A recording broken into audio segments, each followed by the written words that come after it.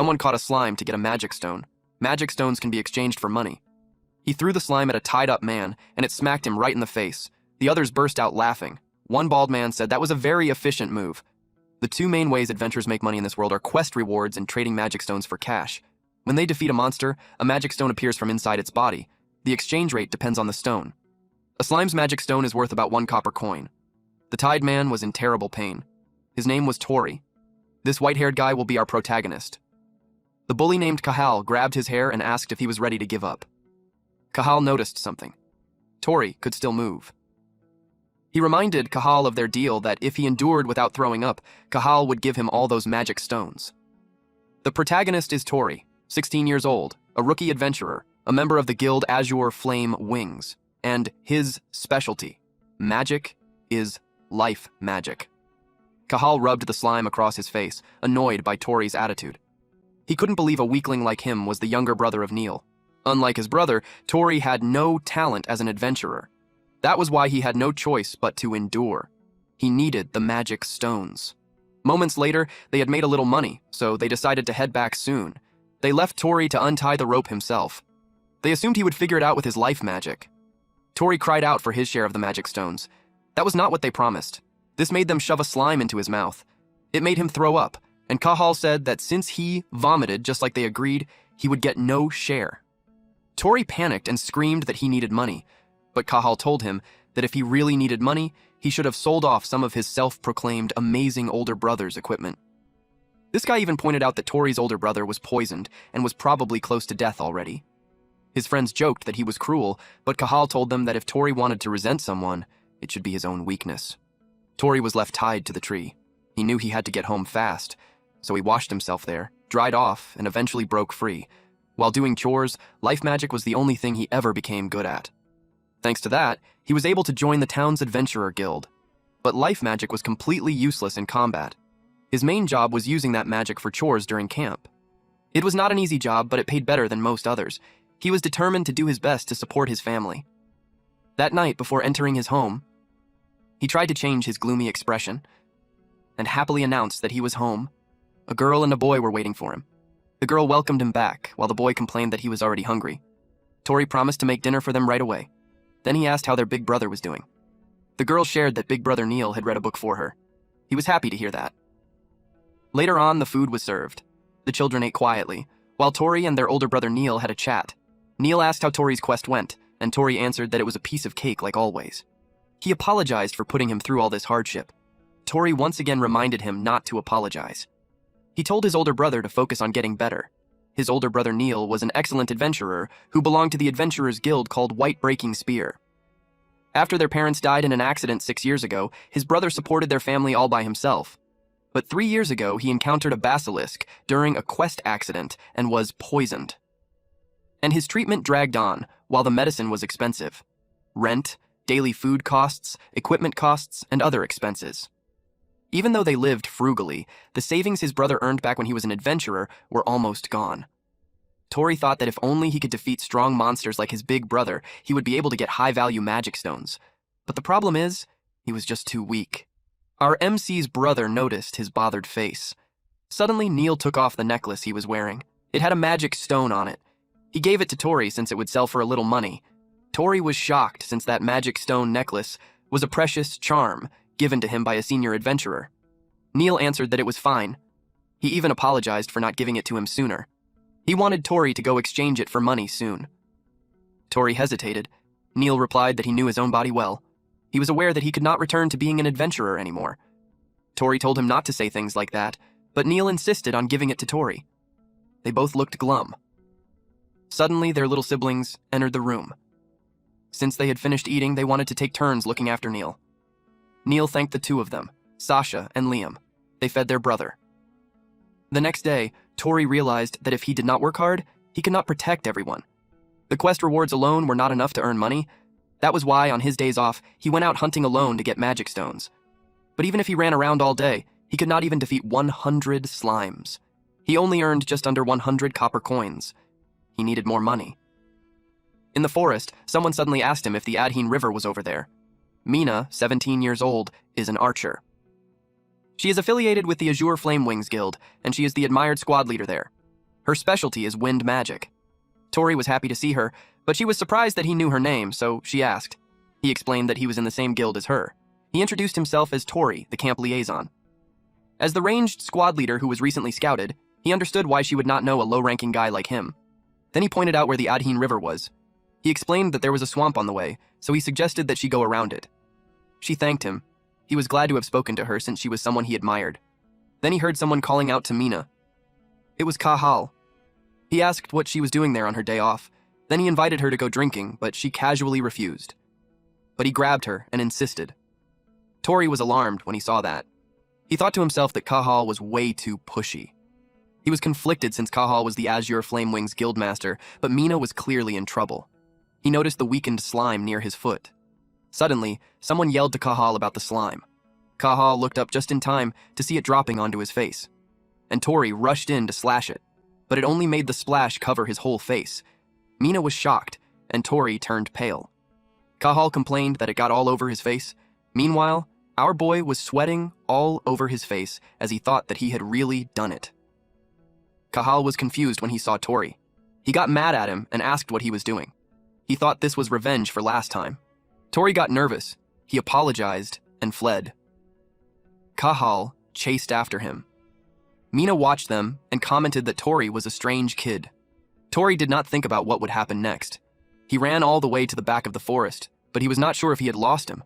But he accidentally stepped on something, which made him fall. The fall hurt. When he looked around, there were skeletons inside the pit. He was spooked when he saw those human bones. He wondered if that was a dragon nest or something. He could not believe a place like that was hidden so deep in the forest. He doubted Kahal would follow him that far, but he had to find an exit fast. His foot bumped into something. It was a book. He picked it up, wondering if it would sell for a high price. He wondered what kind of book it was. He tried to undo the lock, but it would not open. He found it strange, but he was also curious about what was written inside. But if it would not open, there was nothing he could do. But then, the necklace given to him by his brother accidentally hit the book, and it caused a sudden burst of light. Tori was shocked and confused. What the hell is happening? The book exuded powerful energy. Black ink formed across one of its pages. Tori had no idea what it was. It formed a mustache and asked him if he could hear it. Of course, Tori was spooked that the book could talk, which made him accidentally drop the book. The book continued, saying that since he was able to open it, that meant he was a very strong adventurer. The book welcomed him and introduced itself as Beard. Tori had no idea what kind of book this was. He had never seen a talking book before. He considered it dangerous. Then the book asked if he wanted to obtain a real magic stone. Tori was confused. Just as the book expected, he did not know about it. It explained that a real magic stone was called a magic crystal. Beard told him to copy the method written in the book. It revealed that a magic crystal was worth 100 times more than a normal magic stone. This was shocking news to Tori. If that was true, it meant he could get his brother the proper treatment he needed. But it also made him question if he could really trust what the book said. He was worried that the book was some new kind of monster. Beard began with Chapter 1. He taught him how to obtain a slime's magic crystal. Tori was informed that the most important thing when obtaining a slime's magic crystal was not to try, but to kill the slime. Tori was left confused. Slimes were very sensitive to killing intent. Once they sensed even a hint of killing intent, they would become agitated. Their agitation would affect the magic stone, so in order to obtain a magic crystal, he must not let them sense his killing intent. Beard asked if he understood, but Tori had never heard a theory like that before. Beard also offered to briefly teach him about the ecology of slimes. It explained that a slime is a monster that latches onto a person's face to suffocate them, then consumes them. A single slime's attack was simple and not much of a threat. However, being attacked by several at once was extremely dangerous, so he had to use that to his advantage. He asked how. So Beard began teaching him the simple 3-step method for how to obtain a slime's magic crystal. Tori was horrified by what he read. It made him throw the book away. What was written there made no sense, since no one would do something that reckless. He was frustrated that he had been misled by some incomprehensible book. He began to question what he was even doing. At that moment, he could not help but think that this whole magic crystal thing might just be a lie. He decided to get out of the cave first, but a slime got close to his foot. It startled him. Suddenly, a huge swarm surrounded him. He tried his best to fight back. It made him shriek loudly when one attached itself to his feet. He thought that if he did not go home, no one would be there to make dinner. As he fought off the slimes rushing toward him, he worried about who would earn the money for his brother Neil's treatment. He struggled harder, thinking about who would protect his family. But the slimes kept piling onto him, dragging him down. They became so heavy that he could not move. If this kept up, he was going to be swallowed. The book was just a few inches away from him.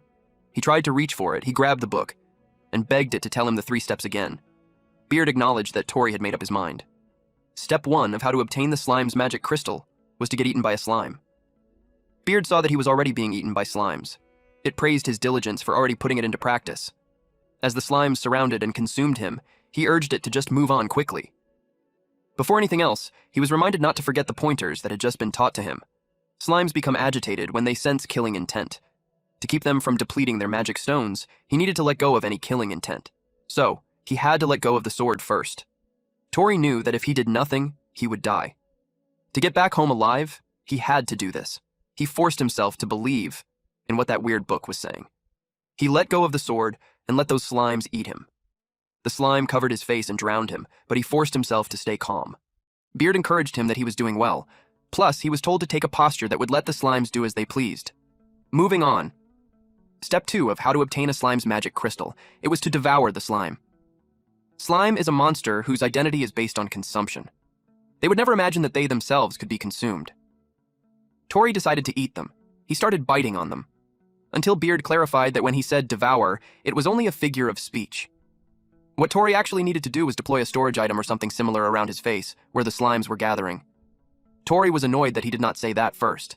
The slime had him rolling around, so Beard asked if he was okay. He was running out of oxygen. He could not breathe anymore.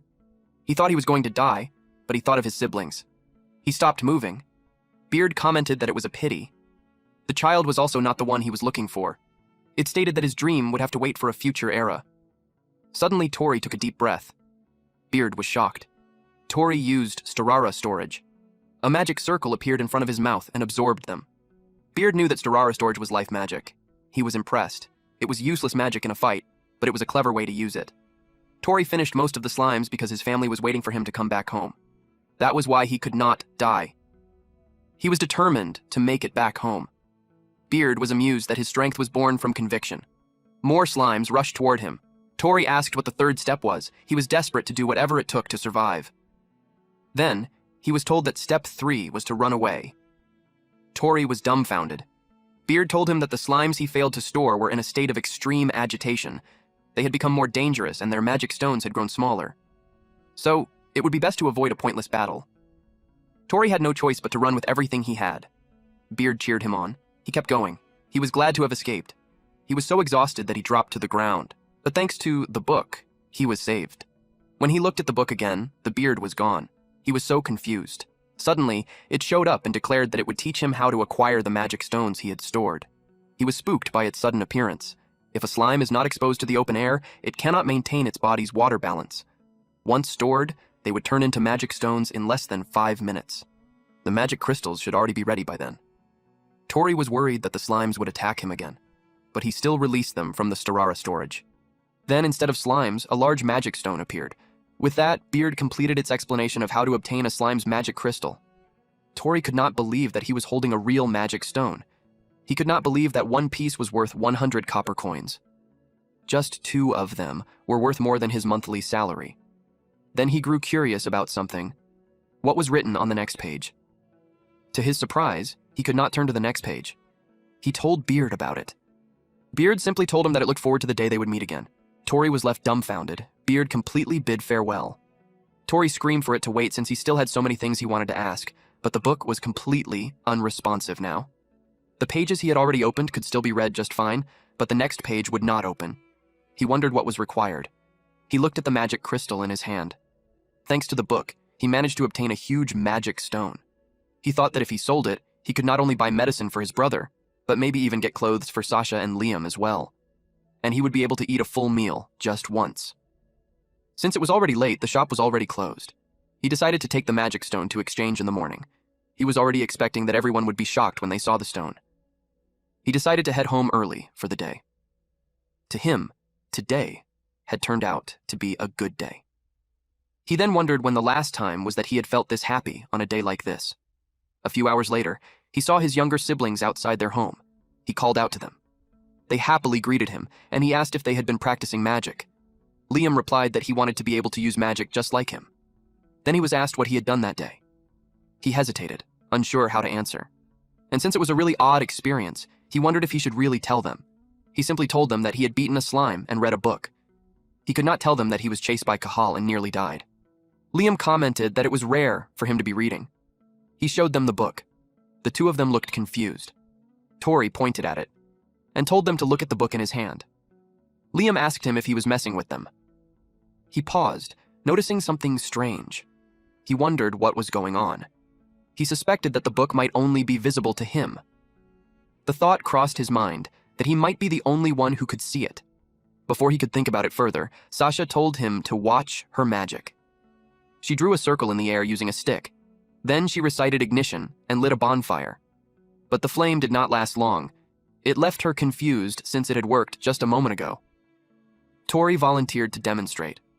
Our boy used ignition, and the bonfire was lit. Liam praised him, saying he was really good at it. He shyly apologized, saying it was only life magic. With excitement, he asked if they wanted him to show them something amazing using that life magic. Then he looked around to double-check that there were no bandits nearby. Then he prepared his hand and used his Storara storage. The item appeared in his hand. It glowed so brightly that it caught the attention of others nearby. Sasha was amused. It was really huge, so Liam asked where he found something like it. Smiling, he asked if they were surprised and what they thought it was. While they were talking, someone approached them. It was the bald bully from earlier with Cahal, along with some friends. Tori turned pale. He realized they had been hiding nearby. He noticed that Cahal was not around. The bald guy asked where he had stolen something like that. They lectured him that just because he was poor did not mean he should resort to stealing. He explained that he had found it in the forest. They immediately doubted him, saying that if a gem like that had been there, they would have found it already. They told him not to lie. Then they insisted on checking it properly and told him to show it to them. Even then, he tried to brush it off, saying it was not that big of a deal. This annoyed the bald guy, and he insisted that Tori show it at once. The man tried to grab it from him. He was disappointed that this happened since he thought today was going to be a good day.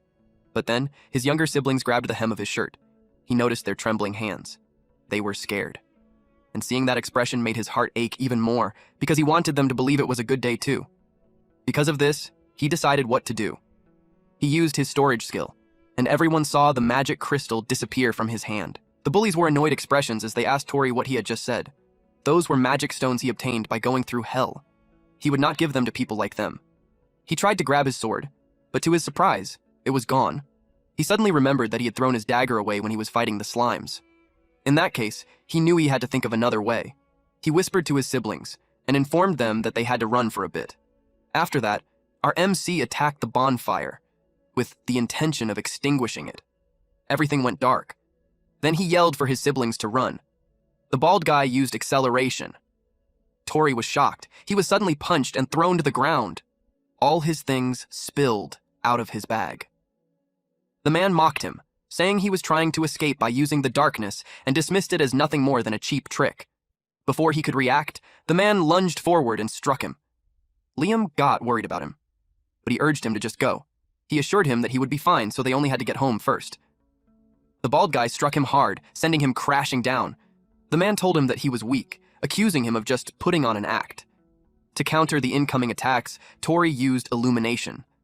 The light spread and temporarily blinded the man. Tori used the chance to get away, but the other guy made playful vines appear, and it wrapped around the legs of Tori's siblings. Naturally, Tori panicked. The man pointed out how it was nice and dark, yet he created light, which practically signaled the enemy to catch them. With resolve, Tori ran toward his siblings and declared that he would save them both. But the man controlling the vines told him to stop. He wrapped vines around Sasha. Tori screamed at him to stop it. The man told him that it all depended on what he chose to do. He threatened him, saying that if he did not hand over the jewel fast, his little sister's face would end up scratched. Tori screamed at them to stop. The man activated Water Sphere. It was supposed to rain down on Tori, but Tori used drying. Still, it did not fully block the attack, and it reached Tori, causing him to fall down. But he refused to give up. Even while lying on the ground, he countered with ignition. But the man activated rain. Dark clouds formed in the sky. Tori was horrified. The man looked confused and asked what he had just done when there was no way he could win using something like life magic. Mocking him, the red-haired bully said that even a kid could come up with something better and called him pathetic.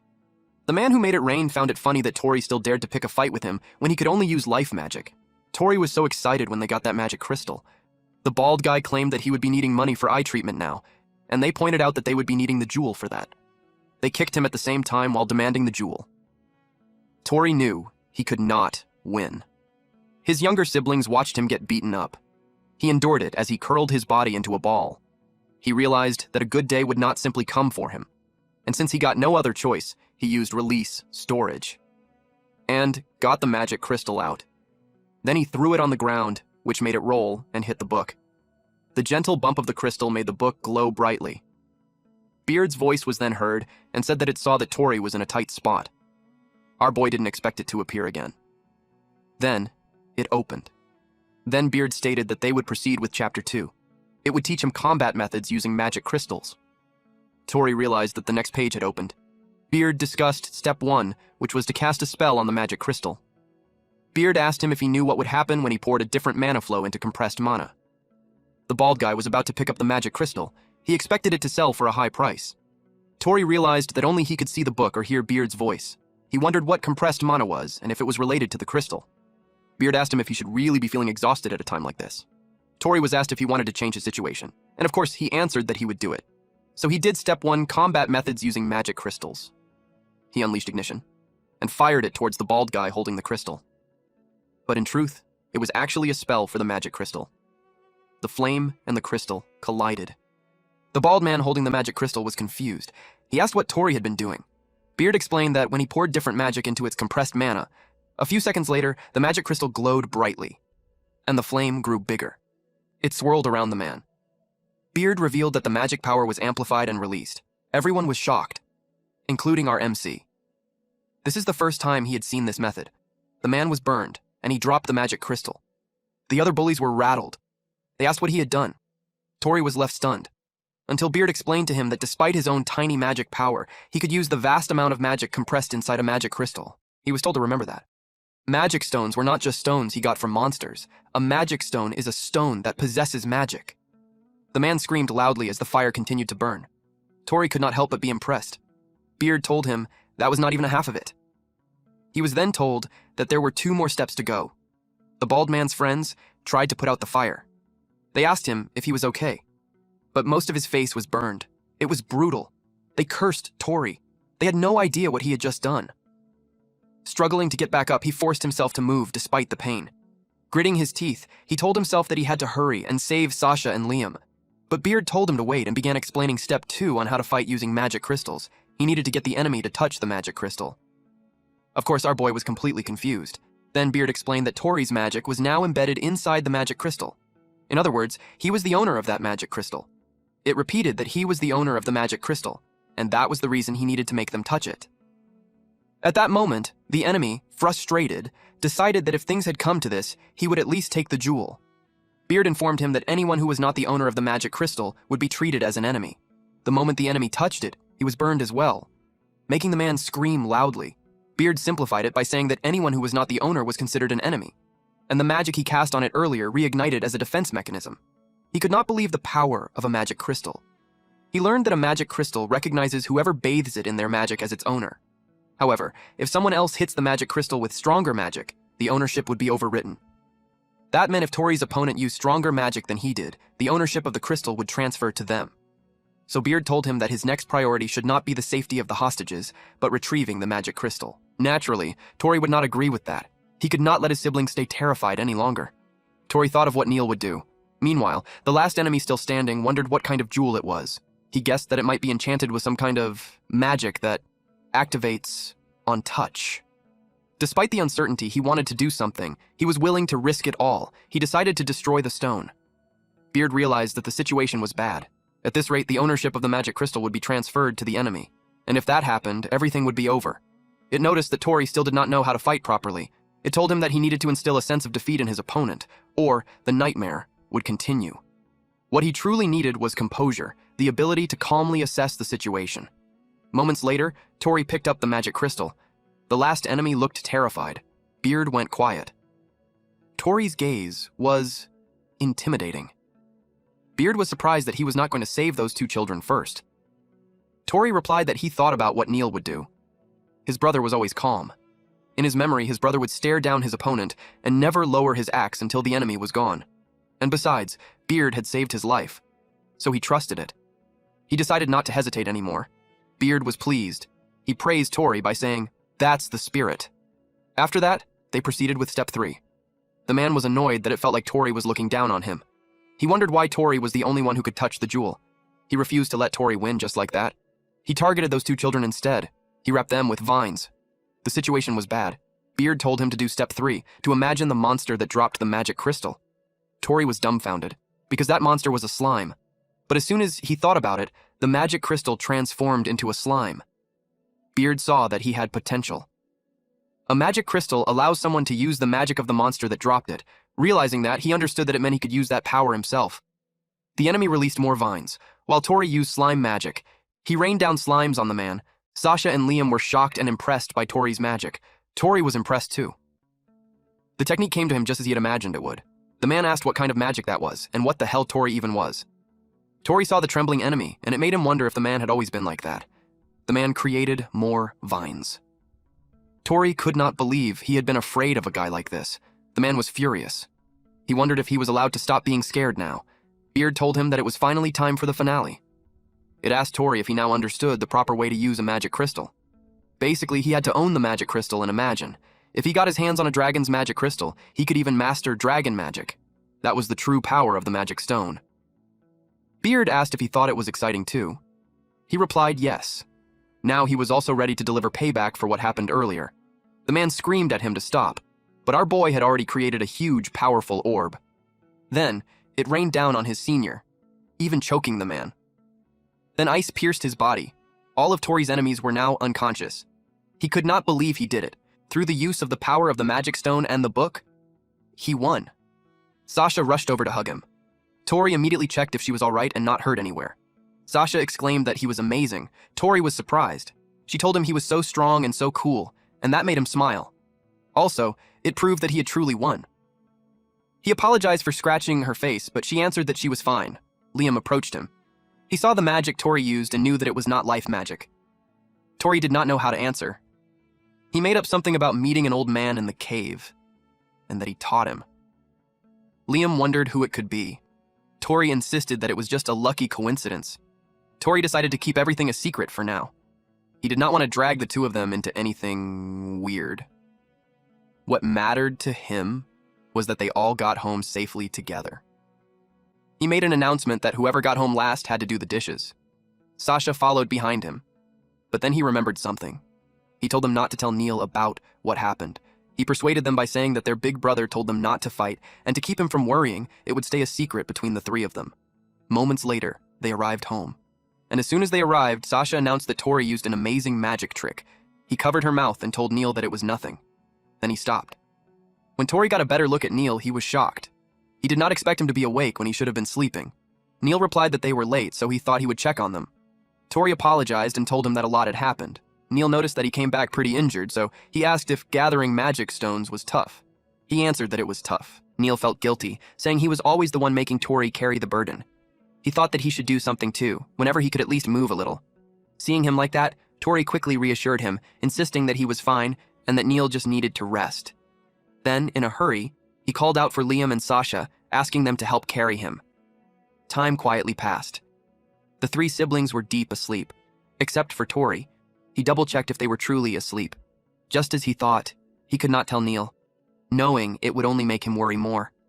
That day had been full of unexpected events. He did not expect a magic stone to hold that kind of power.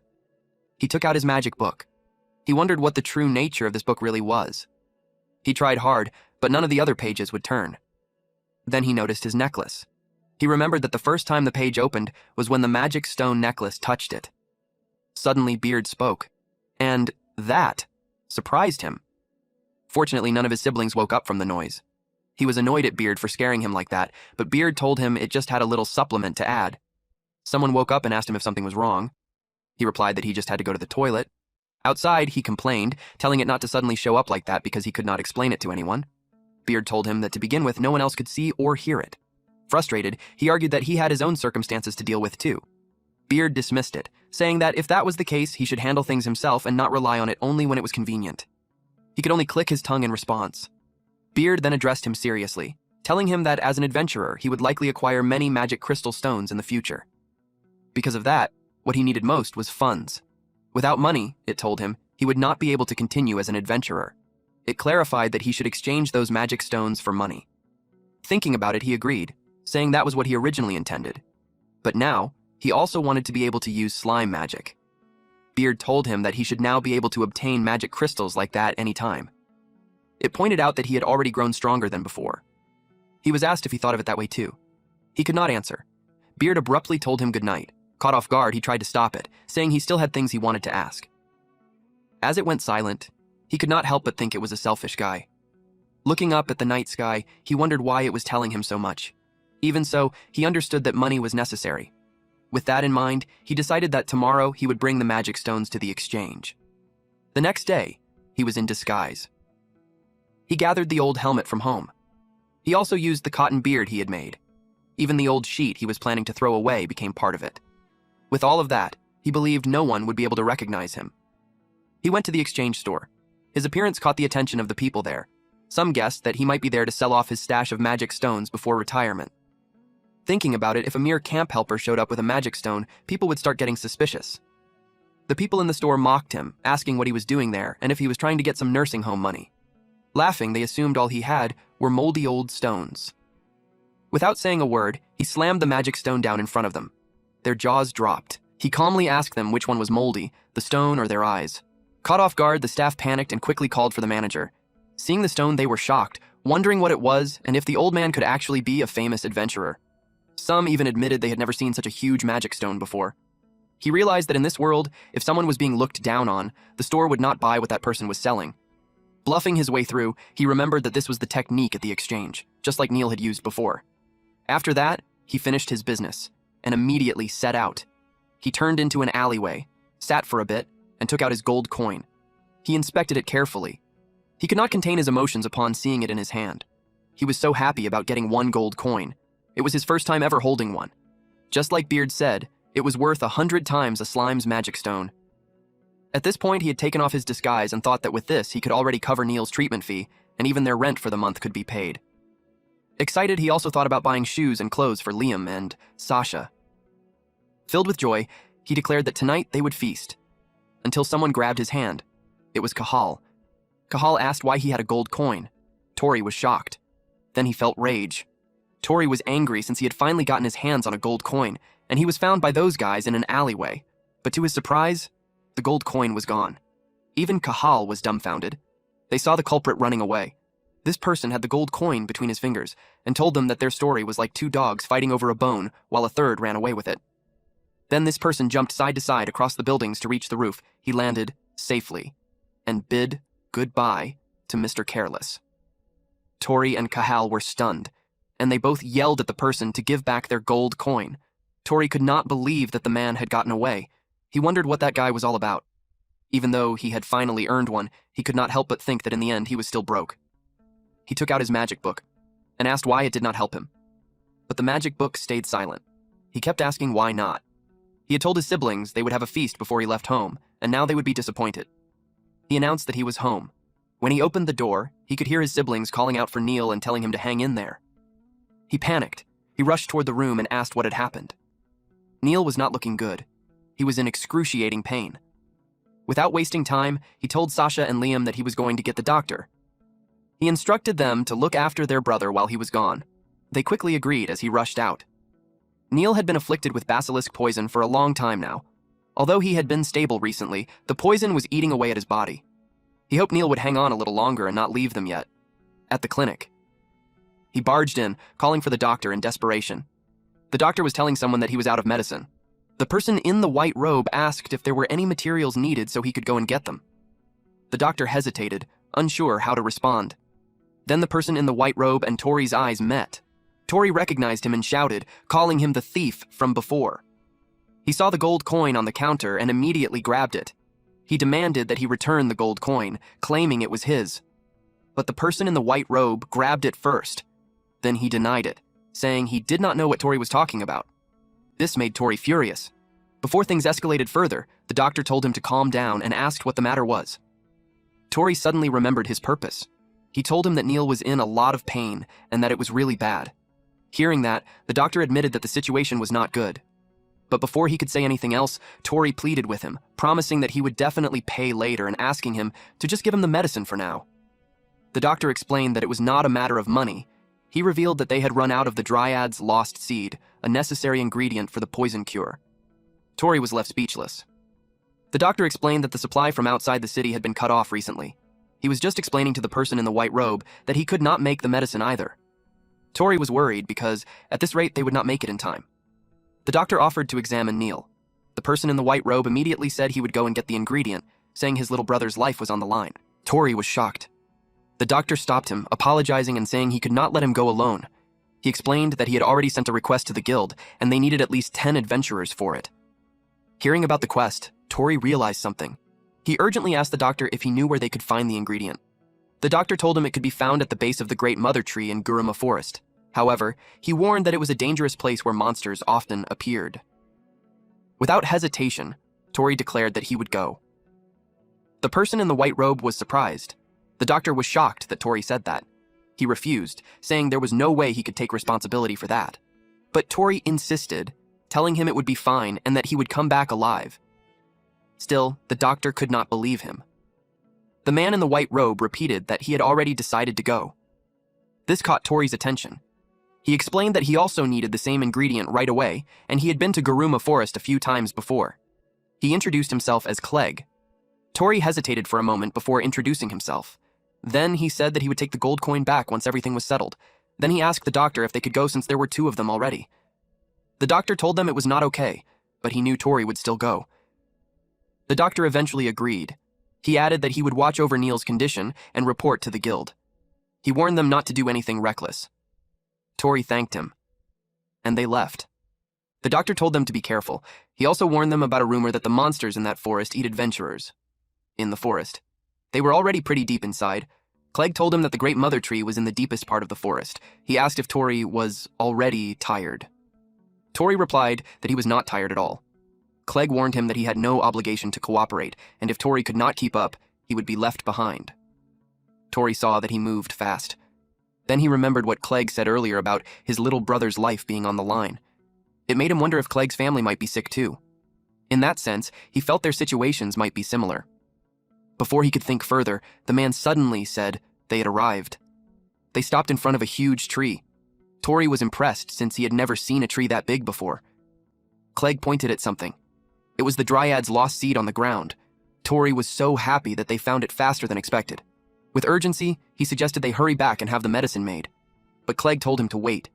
It made him stop running and ask what the matter was. Clegg reminded him that he had been warned. But Tori could not understand what he was talking about. Suddenly, a plant with wide mouths emerged and knocked him off his feet. Tori wondered what it was. He was falling right into its mouth, and it swallowed him. He could not believe that he had just been eaten. The plant was called Eater's Planda. It was a monster that devours humans and continues to grow without end. Clegg knew it would not let them easily take the dryad's lost seed. Eater's Planda digests things instantly. Once a person was swallowed, survival was almost impossible. And just like that, Tori was eaten in an instant. He realized he was in serious trouble. The plant secreted liquid onto Tori, and it melted his shoes. He realized how bad the situation was. He had to get out of there immediately.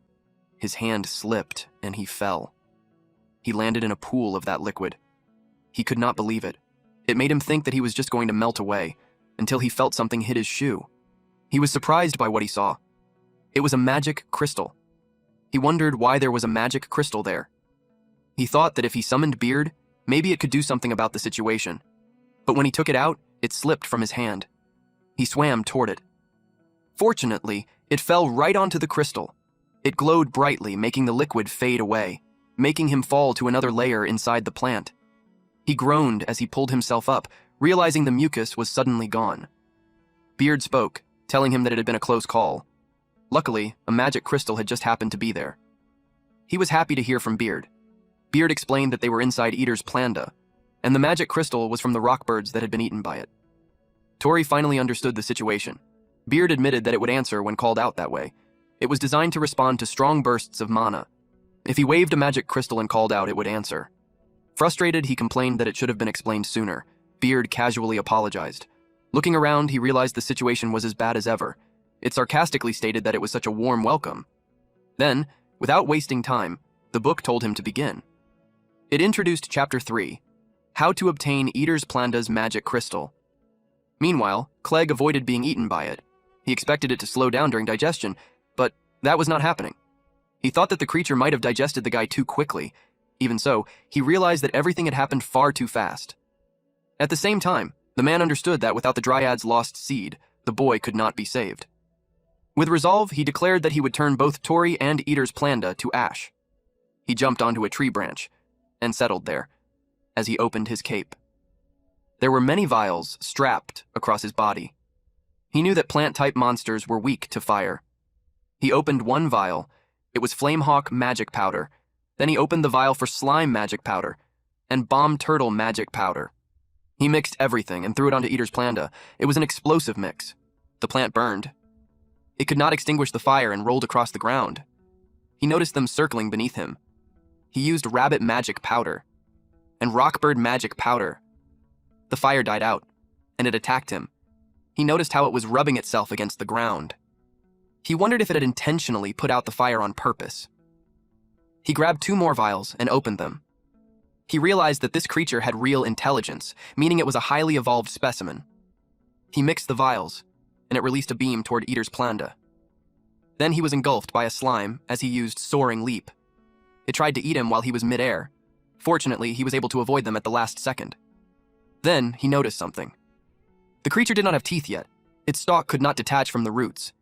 Even though it was growing, its biology was the same as the normal type. He landed with his back to it, and it wrapped around his torso and slammed him into the ground. It made him spit blood. He worried that he was going to get eaten.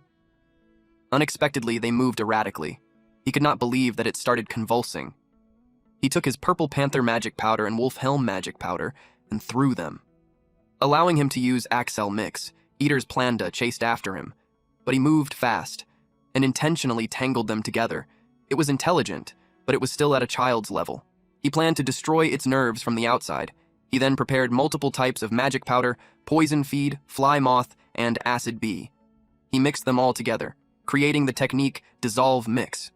But the creature's body was still intact. He clicked his tongue, realizing the creature was tougher than expected. Even so, he managed to slow it down. Suddenly, someone thanked him for holding it in place. It was just as he thought. The body of the creature was being attacked from the inside, and it burst open. A cocoon dropped onto the ground. Clegg was dumbfounded when he saw it. It started to crack, and Tori emerged. Tori exclaimed how close that had been. He almost got digested for real. He muttered that getting eaten by a monster once was more than enough. Then he felt Clegg's gaze on him. He did not expect to see him there. Clegg noticed the magic crystal that he was holding, and stated that it was an Eater's Planda magic crystal. Then he questioned him, asking what exactly he had done inside its stomach. Tori was unsure how to respond, but he knew that if he did not answer properly, it might be forced out of him. Memories of being bullied surfaced, reminding him of how things used to go. Feeling the pressure, he struggled to find the right words. He quickly brushed it off, saying they needed to take the Dryad's lost seed with them. He reminded Clegg that he was going to save his brother, urging him to hurry. He grabbed the seed. He was hopeful that with it, his big brother Neil would be saved. At home, Neil was given medicine. The doctor then said they would watch the situation for now. He explained that it now depended on Neil's stamina, but he should be fine. Hearing that, Tori felt relieved. After that, he handed Clegg a small pouch. He said it was medicine for his brother. It was all he could prepare for now, and he could come back for the rest later. Clegg simply looked at him. He avoided his gaze. He told him not to charge him for the clothes he borrowed, and that the quest reward should be split in half. Then he remembered one more thing. Clegg asked what exactly he had done inside Eater's Planda. Tori already expected that he was going to ask that. Back then, Beard informed him about Chapter 3, which was a discussion on how to obtain an Eater's Planda magic crystal. The first step was to get eaten. Tori had an expression that screamed, "Are you kidding me?" He told Beard that he really wanted to survive. Beard responded that it would help him. It pointed out that the first step had already been achieved. Amused, it added that he had a good sense for these things. He was told that from that point on, it would be a quick battle. If they took too long, they would melt and die. Beard asked if he was ready. With resolve, Tori declared that he was there to save his brother, so he would not die there no matter what. Beard bluntly asked if he wanted to die. He blushed and immediately denied it. Ignoring his reaction, Beard moved on to the next step. Step 2 was to scatter a large amount of ash. Tori was confused about using ash. Looking around, he realized the surroundings were already filled with flammable bones and wondered if they would burn. Beard urged him to hurry, warning that he would die if he did not act fast. Tori had doubts, though. But then acid was coming out again, and wood fell. He was confused that a tree had fallen, and more things dropped. He realized that a fight was going on outside, too. He figured that if they burned the pieces of wood around them, they could create ash. Now, he was sure that they could do it. He used ignition. He spread the fire everywhere, but Beard told him that the ash still was not enough. Then Tori noticed that his clothes were melting. He thought of something. He removed all his clothing and used ignition on it. Beard approved by saying that burning the clothes was a good decision. They moved on to step 3, which was to create wind. Tori got serious. He activated desiccation to create it, and Beard was left speechless. Then it asked if that was supposed to be wind magic. Beard told him that everyday magic did not have enough force to create wind. He argued that he could not use wind magic. Beard remembered that there was a rockbird magic crystal nearby. It asked Tori if he had ever seen a rockbird before. The magic crystal could use flap magic. He remembered the moment when slime magic first appeared. Realizing the pattern, he thought that if he used this magic crystal, something similar might happen. With that in mind, he reached out and grabbed the rockbird magic crystal. Then he activated flap magic. A strong wind circled around him. He was told that he was getting the hang of using magic crystals. He shouted that he had already scattered the ash and asked what to do next. Beard calmly replied that it was done. Tori was confused. Beard informed him that the area was maintained as acidic because of the stomach acid. By scattering large amounts of ash, the environment inside would be neutralized. As a result, the internal balance would completely flip. Meanwhile, outside, Clegg fell. Beard felt a bit of sympathy, thinking about how painful that must be. Once the creature reached a near-death state, somewhere inside its stomach, Eater's Planda's magic crystal would appear. It slowly came out of the stomach wall. Tori was so happy. He was told that once the magic crystal was taken, Eater's Planda would eventually wither. He was then urged to get out immediately while he still could. Beard warned him that the stomach acid would keep coming, so he needed to put some clothes on quickly. Tori was surprised because he had already burned his clothes. The stomach acid came pouring down. It pointed out that Eater's Planda was going wild. At that rate, it warned that escaping would be difficult. Of course, Tori refused to die there. He had to protect himself from the stomach acid, but only bones were left. But Beard warned him that even bones would melt at that rate. Frustrated and scared, he shouted back, telling it to stop saying terrifying things like that. Then he realized that the bones would melt, but the stomach itself had not melted. He grabbed it, thinking that it was now or never. He bit it and pulled it apart. He wrapped it around his body and climbed upward to escape. He did so while holding the magic crystal. He admitted to himself that it was reckless. But they did not have time to wait for it to wither. If he did, his brother's condition would only get worse. Meanwhile, outside, dissolution medicine was used.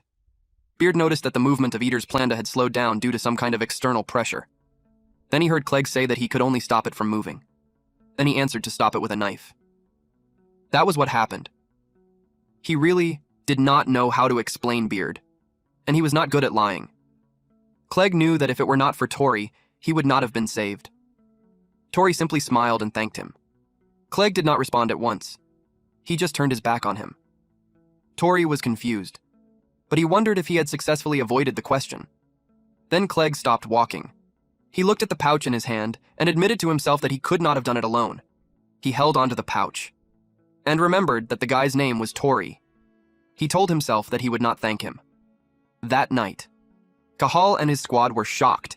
They came for the subjugation quest, but Eater's Planda had an empty stomach, meaning the subjugation was already done. He asked Mina what they should do. He suggested they go back and go on a date. Mina checked the corpse.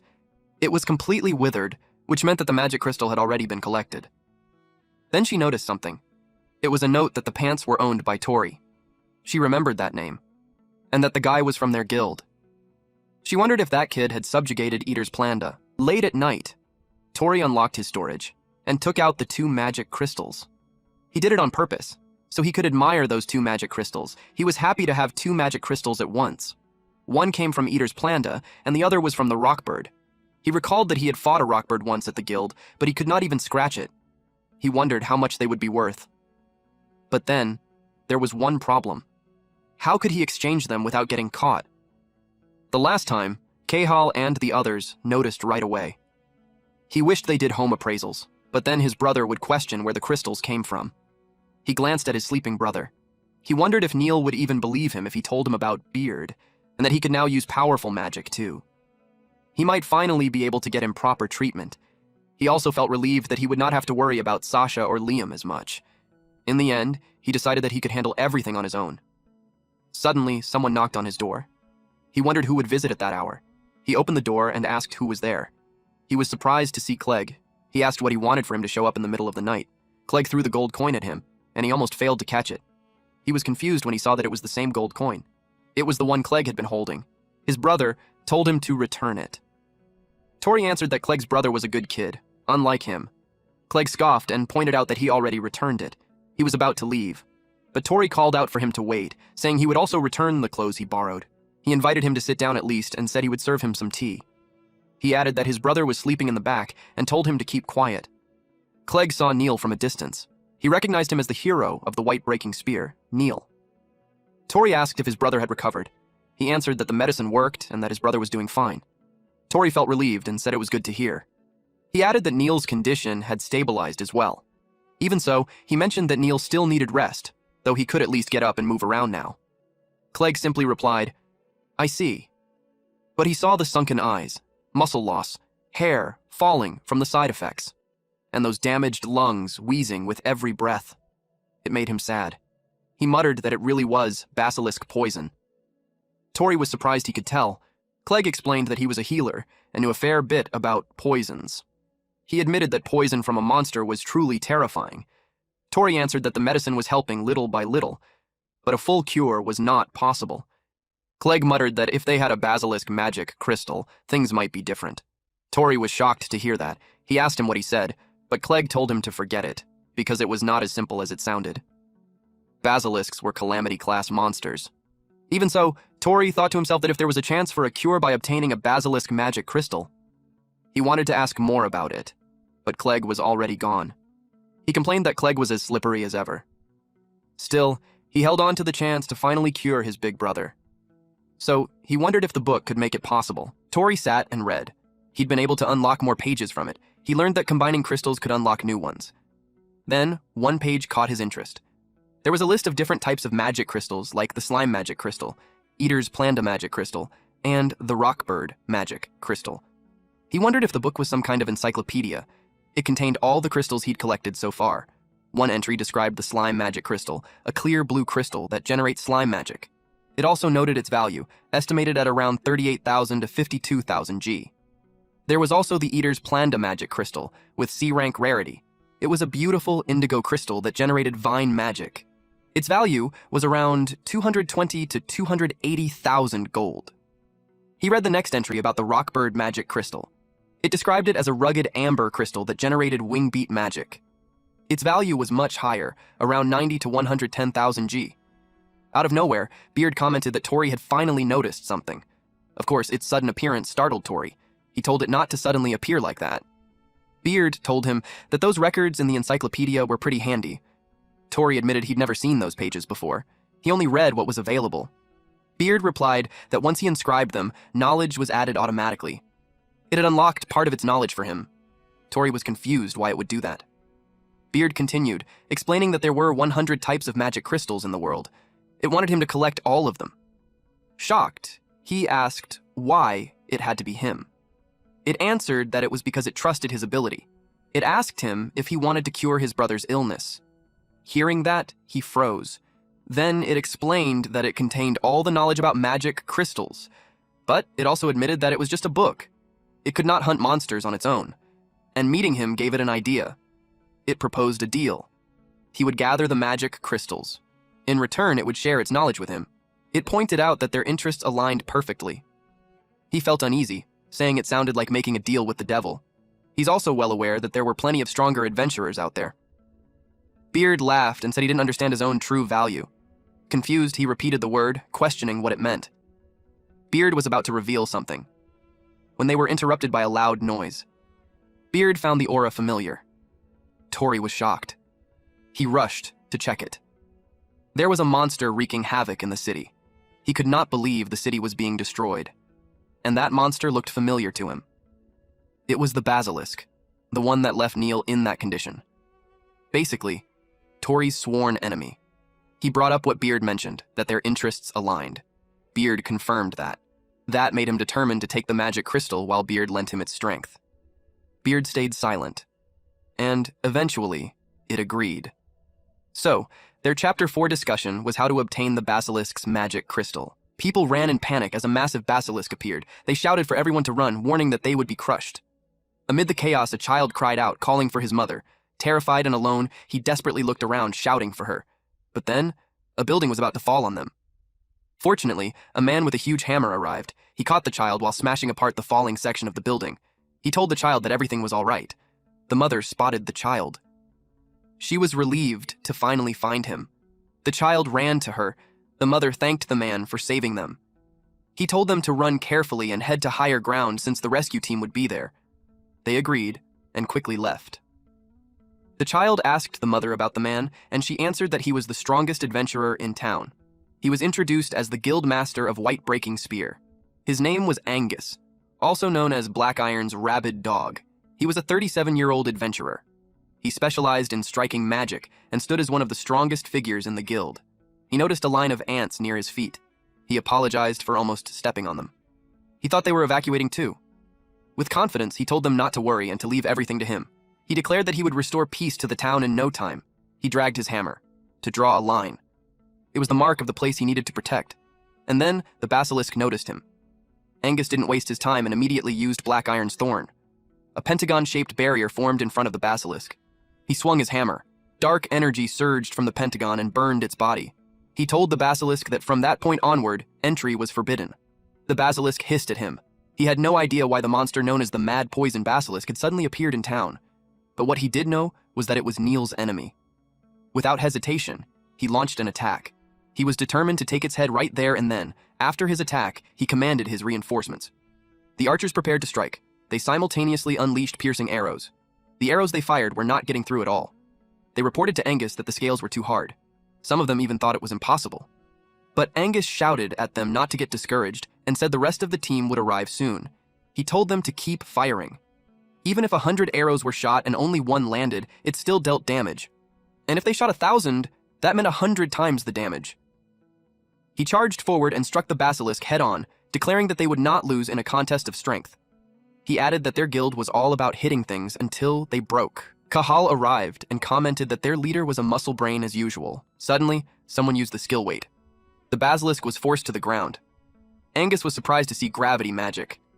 Then Mina came in and used Arrow of the Storm, and it damaged the basilisk.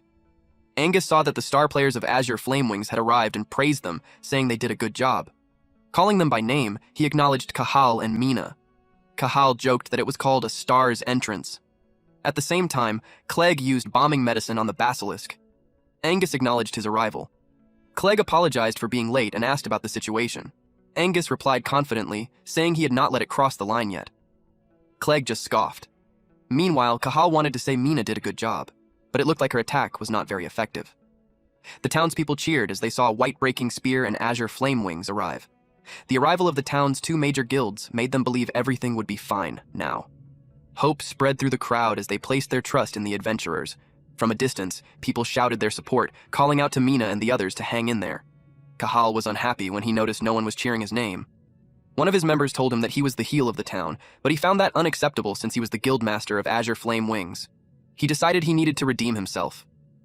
With a grin, he shouted for everyone to move and charged forward. Seeing him rush in, Angus called out to his guild members and told them not to let Azure Flame Wings get ahead of them. Meanwhile, Tori was rushing, because the guilds had already started moving. Realizing this, he told himself he had to hurry too. As he ran, the doctor spotted him and urgently asked for his help. He was about to refuse, but he saw someone trapped under the rubble. The doctor said that just clearing the rubble was enough. If the person stayed there, they would be poisoned by the basilisk. Hearing that, he immediately thought of his brother. Tori was horrified, so he moved to help, and they were able to pull out the woman. The doctor carried her on his back. Tori asked if the person could be saved. The doctor explained that they could suppress the poison, but there was no medicine in town that could cure it. Hearing that, he froze. Then, the doctor added that this was not the only person who had been poisoned. When they reached the camp, he was shocked to see so many victims. He realized that it was not just his big brother. The town was being poisoned by the basilisk's venom as if it had been cursed. With that, Beard asked him if he was ready. Our boy then clenched his fist and replied, yes. Now he was far more determined to defeat the basilisk and get the magic crystal. Back to this hammer guy. Angus led everyone in the charge. It was time for them to play with this basilisk. He unleashed black iron thorns, while Cahal used gravity. Mina activated wind-slicing arrow, and Clegg prepared explosive mix. They released their attacks at the same time. But Clegg found it strange. One of the archers even pointed it out to Mina. It was strange that none of their attacks were doing anything. She expected the scales to be hard, but this was ridiculous. Mina agreed. She even noticed that her magic consumption had been insane the whole time. She wondered if Angus had been the one suppressing something earlier. Angus also felt that something was different compared to the last time he fought it alongside Neil. But before that, he could not understand the feeling of his magic being drained, but he did not care. He attacked again. The basilisk was struck by a burst of dark energy, sending violent red and black streaks crashing forward. But Angus was left shocked. A magic circle appeared. They realized that not a single one of their attacks was getting through. Sensing danger, Angus immediately shouted for all units to scatter, warning that a counterattack was coming. The basilisk inhaled deeply and rained down venom on them. Cahal panicked. Everyone was almost hit. One of the archers was about to be engulfed by it, but Mina saw her, so she pushed her away and got hit on the shoulder instead. Her female archer friend and Cahal were worried for her. Her arm was burned by the venom. Immediately, her complexion turned pale. The others suffered the same fate. Some were even hit in the face. Angus realized that everyone was being overwhelmed by the basilisk's poison.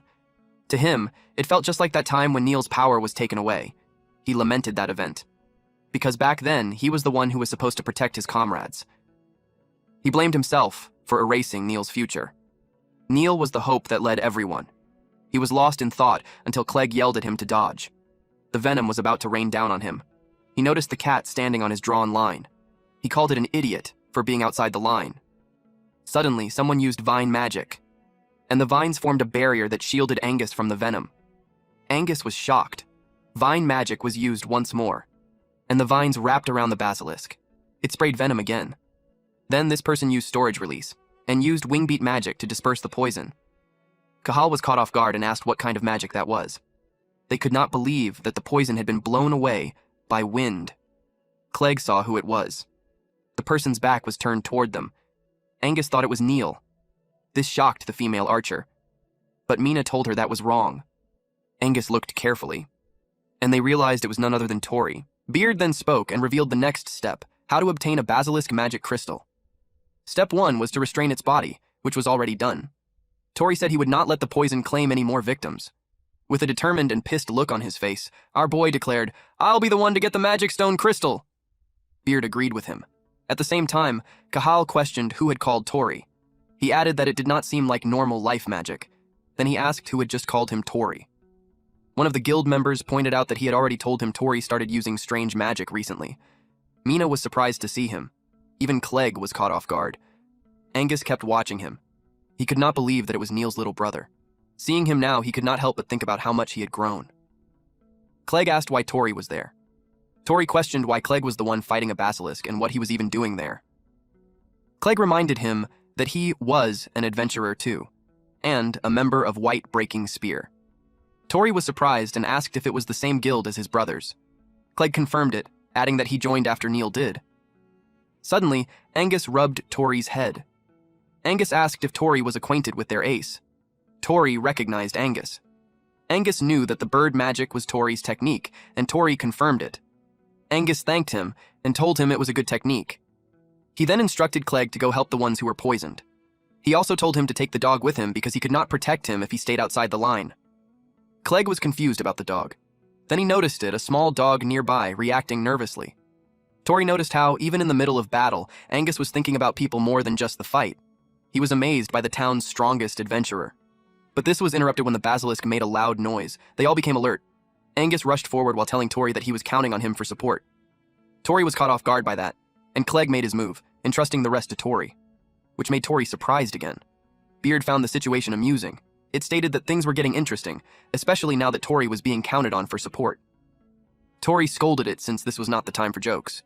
He asked what would happen to the magic crystal if Angus defeated the basilisk. Beard reminded him that extracting a magic crystal required a specific procedure, and only he could do it. Then it warned him. If he failed to obtain the basilisk's magic crystal, everyone would die from the poison. Tori recalled the injured people he saw, and he made up his mind to do it. They proceeded with step 2, which was to peel off its scales. Peeling off its scales would be their biggest mission. Tori asked why. Beard told him to look closely. Beard admitted it didn't know exactly why, but the basilisk had a defensive magic that repelled magical attacks. Beard warned him that the restraints on the basilisk were about to break. Tori was shocked when he saw it break free. It also made Angus click his tongue in disappointment. Cahal could not believe that the basilisk had torn through the thick vines. Seeing that, they knew the situation was getting worse. Mina asked if the treatment was done. He answered that it was only temporary. Mina checked her arm and declared that it was enough. She prepared to attack because they could not let it move any further. Angus told them to hit it with everything they had. So they attacked at the same time. The basilisk only let out a loud roar. But the attacks were not working. The basilisk sprayed its poison again. Seeing that, Tori grabbed his magic crystal once more and used flapping magic. This made the basilisk scream loudly, and it attacked using its body. Angus blocked it, but he realized that its body was too heavy. Tori got worried for him, but all he could do to stop its attacks was use bird magic and flapping magic. If attacks did not work because of its defensive magic, then peeling off the scales would be even harder. Beard informed him that any magic would do as long as it was not physical type. It pointed out that a magic crystal's power was not limited to just one thing. Tori thought of the magic crystal guide. He knew there had to be some other magic written there. Looking through the book, he found information about the Eater's Planda magic crystal. It was described as a rare crystal that generated bird magic. He complained that it only had bird magic. Beard clarified that it was the main magic. It reminded him of what it said when they made their contract. It had not chosen him just because he was a strong adventurer. It was because he had a heart that never gave up no matter the crisis, and the drive to turn his imagination into reality. It reminded him not to forget that someone who could imagine a path to victory, even in hardship, was stronger than anyone else. Hearing that, Tori began to realize something. Since meeting Beard, he had been able to do things he never expected. With that, he called out the Eater's Planda magic crystal. He thought that if his imagination could become reality, then he could do it using that. Tori tried to clearly remember the inside of Eater's Planda's stomach. The magic crystal glowed brightly. Then Eater's Planda took shape, and he made it use acid magic. It opened its mouth and sprayed acid on the basilisk. The basilisk screamed loudly when the acid hit it. Clegg could not believe that Eater's Planda could be summoned, and Cahal noticed that the tough scales were melting away. Angus was impressed when he saw the power of Neil's brother. The basilisk was left injured. Beard was amused by his idea of using the acid. For Tori, Eater's Planda was a monster that dissolved things with acid. Beard commented that it was a good imagination, and that was the reason it chose him. It told him to do step 3, which was to sever the basilisk's head, but its head was far above him. Beard mocked him, asking if he was backing down now. Tori admitted that he did not expect that task, but then he noticed a sword. He felt more confident now that he had one. He was surprised when a sharp pain made him drop the weapon. His hand hurt. Beard reminded him that when he obtained the slime magic crystal, he went through a step where he let go of his weapon. So now, he was in a state where he no longer had a weapon. Tori could not believe it. He questioned it, thinking that rule only applied to slimes. He wondered how he could possibly cut off the basilisk's head. Beard told him that the procedure for obtaining magic crystals had not changed. It warned that if he did not follow it, he would not get the magic crystal. Then it urged him to hurry, warning that he was about to be attacked.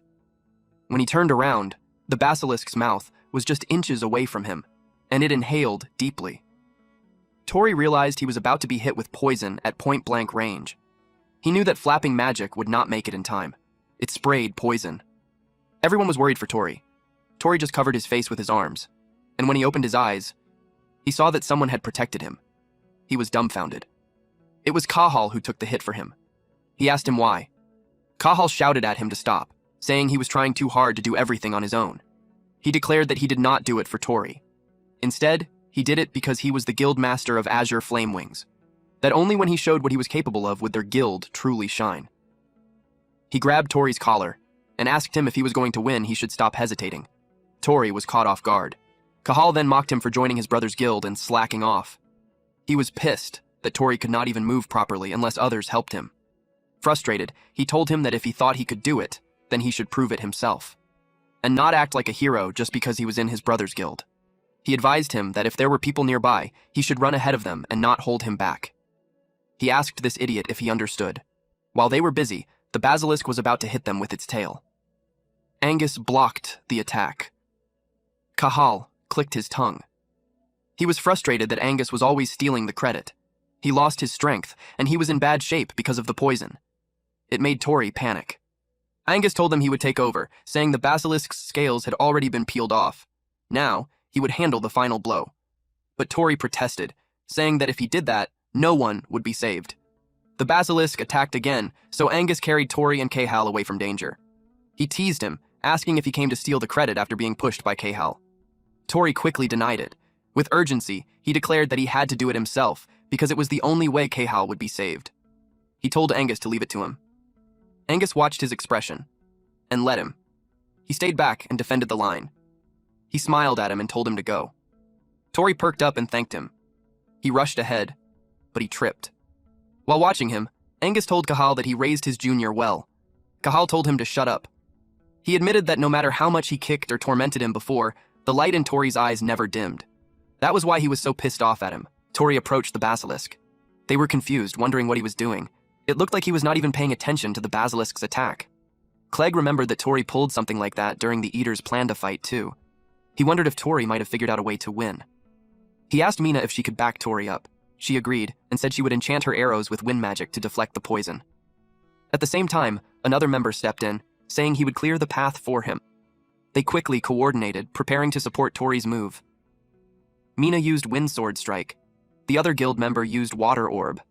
While Tori jumped toward the basilisk, his goal was to reach its neck. He jumped onto its tail. The basilisk let out a loud roar, while Tori climbed toward its head. But it moved, and he lost his balance. Beard mocked him, saying running on top of it was boring. He yelled at it to shut up. Angus realized that Tori was going straight for the neck. He helped him by unleashing a powerful attack. Then he offered his hammer to Tori to help him get up there. Tori was surprised. He landed on the pentagon barrier. Angus screamed at him to finish it. Tori jumped toward its head, but he could not use a weapon, and he could not use attack magic either. All he had was imagination. He unlocked the storage and took out the Rockbird's magic crystal. A little flashback. He remembered when Liam mentioned that their kitchen knife was getting dull. Liam asked where he had put the whetstone. He recalled that Sasha had been using it to play, but she could not remember where she left it. Liam pointed out that if she did not put things back, they could not find them when they needed them. Hearing that, Tori decided to take matters into his own hands. He used honing on it. Liam was impressed that the knife was sharp again. Sasha called it amazing. They told him that when it came to things like this, he was the best. They also said that his magic was incredible. Then, back in the present, he realized he had both a magic crystal and life magic, and no one understood life magic better than him. He combined the Rockbird magic crystal with his honing. A golden light burst out. Tori put all his strength into it, to create Wingbeat Slice. Clegg asked if he was able to get the head. They all watched carefully. Kahal looked optimistic about it, but Beard told him it was too bad, because all Tori did was cut the skin. The basilisk sprayed poison at him. Everyone got worried for him. The situation was bad. He took the full blast of the poison. He was hurting so much. It felt like his body was being stabbed with needles. He could not believe Neil went through that, as well as Mina, Kahal, and everyone else too. Thinking about them made him even more determined. They all needed the basilisk's magic crystal. He knew he was nothing if he just suffered and stopped there. He became determined to get that magic crystal. He was almost there. He focused, thinking the basilisk's head just needed to come down a little more. His eyes were blurry, but he could see someone place a hand over his, and asked him if he was still alive. He was left confused. Everyone was shocked when they saw who it was. Kahal got mad at that person, asking why he was there. Angus was left speechless. That person was Neil, and he was supporting Tori. Neil asked Tori if he was still alive. Tori could not believe his brother was there. Neil told him he had fought well. Tori wondered if he was just hallucinating from the poison. He could not understand why his brother was there. He lost strength. Neil saw that he was poisoned all over. Then, he called Angus to take care of Tori. Tori was confused by his brother's actions. Neil told him to leave the rest to him. He took out his axe and announced that he would take care of the basilisk. He declared that he would turn it into dust with his axe. Tori was surprised and confused when Neil vanished. When he appeared again, he was already near the basilisk's head. He slashed its body, making it scream loudly, and it prepared to counterattack. Neil saw it, so he stepped on his axe and launched himself in the other direction so he could evade the poison it sprayed. Mid-air, he turned and aimed his axe forward to cut through the basilisk's mouth. The others watched in shock, calling his move amazing. They could not understand how he was swinging such a massive weapon so easily. Some wondered if he was just enduring the basilisk's poison. Others immediately denied it, saying that was impossible. Mina and Clegg saw that he used enhancement magic. Tori was surprised. Then Angus grabbed him and asked if he did not even know his own brother's magic. He informed him that it was Neil's specialty, a composite enhancement magic. Power surrounded Neil and began to surge. It boosted everything: stamina, defense, magic duration, attack power, and agility. He stacked every physical enhancement possible to crush his enemies. All they saw was a flash of white light tearing through fresh bone, leaving nothing but ruin. Neil, the man known as the White Breaker's Spear, is the most powerful adventurer among them. Cahal commented that for a sick man, Neil really loved to show off. Angus replied that Cahal and Neil were alike in that way. Tori stood there amazed. Angus glanced at him. He wondered if Neil had come to save his little brother or to undo the past. With Neil's condition, Angus also questioned whether he could defeat the basilisk on his third attempt, 6 years earlier. A group of adventurers stood before a dangerous frontier. One of them asked if the land ahead was truly unexplored territory. Another confirmed it was, explaining that quest rank depended on how dangerous the land was. They wanted the Adventurers Association members' opinions before beginning the survey. Since it would be a major investigation, 2 specialists had been called in. They were Tori's parents. They pointed out that monster hunting grounds were not lacking, but the number of adventurers kept rising. They guessed it was because technology powered by magic stones had been advancing quickly. Since monster activity was low during the day, they decided to measure the mana levels first. They had also brought Neil with them. He wanted to become an investigator too, so this was his chance to observe real fieldwork. One of the members mentioned they had 4 children. If all of them became investigators, their family would become an elite household. Tori's mother smiled and replied that with both parents working for the association, the children might grow lonely. They rarely got to go home in this line of work. Their friend laughed and said that being an investigator meant long journeys far from home. Then he grinned and promised he would be Neil's bodyguard today. But in that moment, Neil suddenly felt something.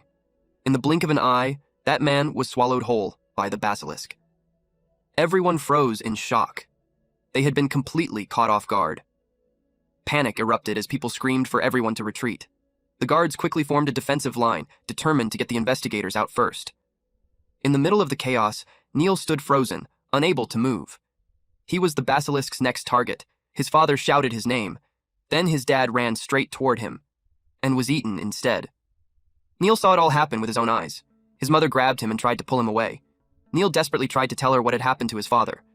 But before he could, she was eaten too. As she vanished, she apologized to him. She entrusted his siblings to his care, and with her final words, she told him how much she loved him. Neil let out a scream that tore through the air. After that day, he became an adventurer and never stopped hunting this basilisk. 3 years ago, he finally found it, and he believed it was fate. But back then, the poison struck him down, forcing him to taste that same bitter defeat once again. But now, it was his turn. He would not stop until he was satisfied. Neil declared that the basilisk was obligated to face him. Neil's eyes turned sharp. He cut straight through the basilisk's body. Tori froze. He kept staring at his brother, and he couldn't believe it. He couldn't believe that was his brother. The gap between them hit him hard. He realized he was nothing compared to him. His mind filled with thoughts. It broke when Angus asked if he was scared. Angus said that 3 years ago, Neil looked just like that when he faced the basilisk. It was clear Neil wasn't hunting. He was trying to kill it. He was enjoying its suffering. And it wasn't just because he was poisoned. Neil told him not to tell Tori. That's how deep his hatred ran. Then, Angus dropped Cahal beside Tori. No matter the reason, he knew Tori didn't want to see Neil like this. He admitted he owed Neil for what happened 3 years ago, and he would repay that debt now. So he rushed forward. Cahal got annoyed. In the end, the Whitebreaker spear was taking all the glory. Out of nowhere, Beard spoke, bringing bad news. It said the basilisk hadn't taken real damage, and Neil was already reaching his limit. This shocked Tori. Beard explained that Neil was burning his own life to use that magic.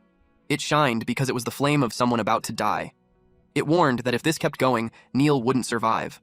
And if Tori's spirit broke and he couldn't move, that would be a problem for Beard, too. So, it made an exception. It would grant him another step. If he accepted, he wouldn't be the same person anymore. Cahal was shocked when Tori suddenly moved. Of course, Tori wouldn't let his brother die. He was going to save him, even though his body was already weak. Meanwhile, Angus and Neil fought side by side. Angus realized even Neil's boosted attacks weren't working. Worse, the basilisk's scales were already healing. Neil had completely lost control. He cursed in frustration, realizing something was wrong with Neil. It didn't look like he was even trying to coordinate his attacks anymore. He thought the basilisk's poison was already messing with Neil's mind. Neil was panting. He felt his heart tighten, but he forced himself to hold on a little longer, to avenge his parents. He was about to strike when someone grabbed his weapon. He froze. Tori gritted his teeth. Neil didn't expect him. He shouted at Tori not to stop him. He said the beast was his. Tori promised he would save him no matter what. That stunned him. Tori said they would go home together. They would see the morning sun again.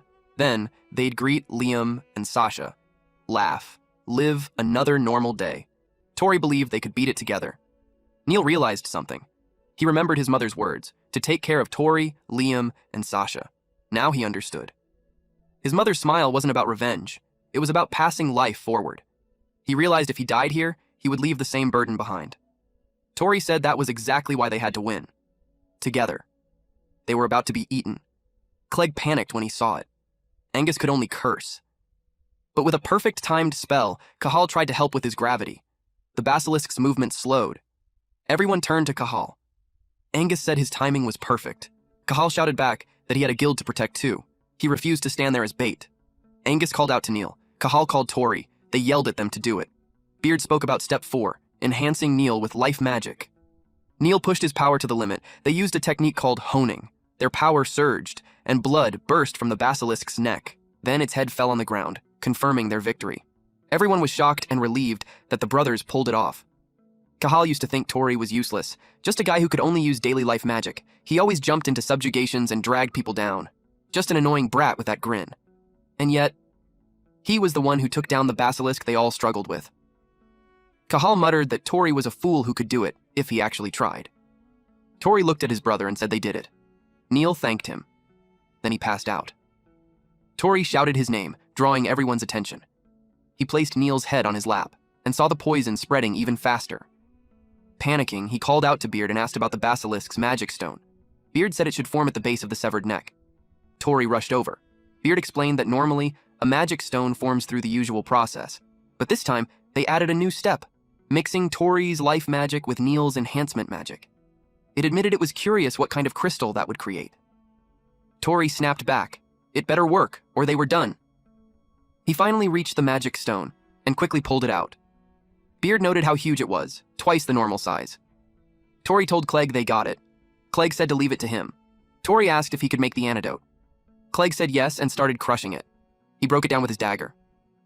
Beard felt bad for the stone after all that work. Tori shut him down. People mattered more. The stone turned into raw power. Angus asked for an update. Clegg said he was still working. He listed the ingredients: basilisk, stone powder, kelpie whiskers, and Tridana's medicinal root. All they needed now was firepower. But they ran out. The fight used more firegrass than expected. Tori realized he could help. He offered to use his daily magic to create fire. He focused and activated it, ignite. Nothing happened. Angus saw it right away. He was out of mana. He said those two still needed more training. Then he tossed Clegg some flint and steel. Clegg caught it and said thanks, and sorry. He made the fire by hand.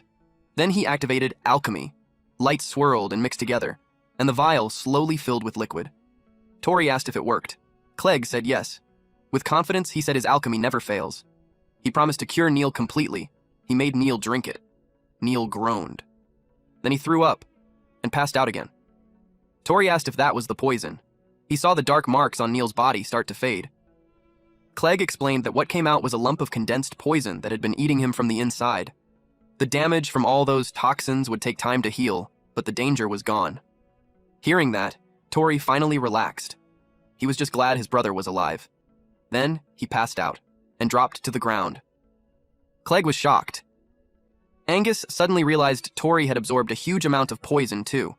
He told everyone who could still move to help Clegg. He urged him to keep making the antidote without stopping. Beard spoke quietly. Even the adventure boy had pushed himself too far. Still, it said he did well. But then it noticed something. The basilisk had artificial magic cast on it. And more than that, basilisks usually live deep in forests, far from humans. One showing up here made no sense. It started to feel uneasy. Something big had started moving behind the scenes. The next day, the townspeople began rebuilding their homes. Clegg was on his way to the clinic. The doctor greeted him with a smile as he walked in. He said the medicine was incredible. Everyone who was poisoned was already recovering, with no side effects. Clegg said that was great to hear. The doctor added that this wasn't something you could do with knowledge alone. He said Clegg had real talent in magic.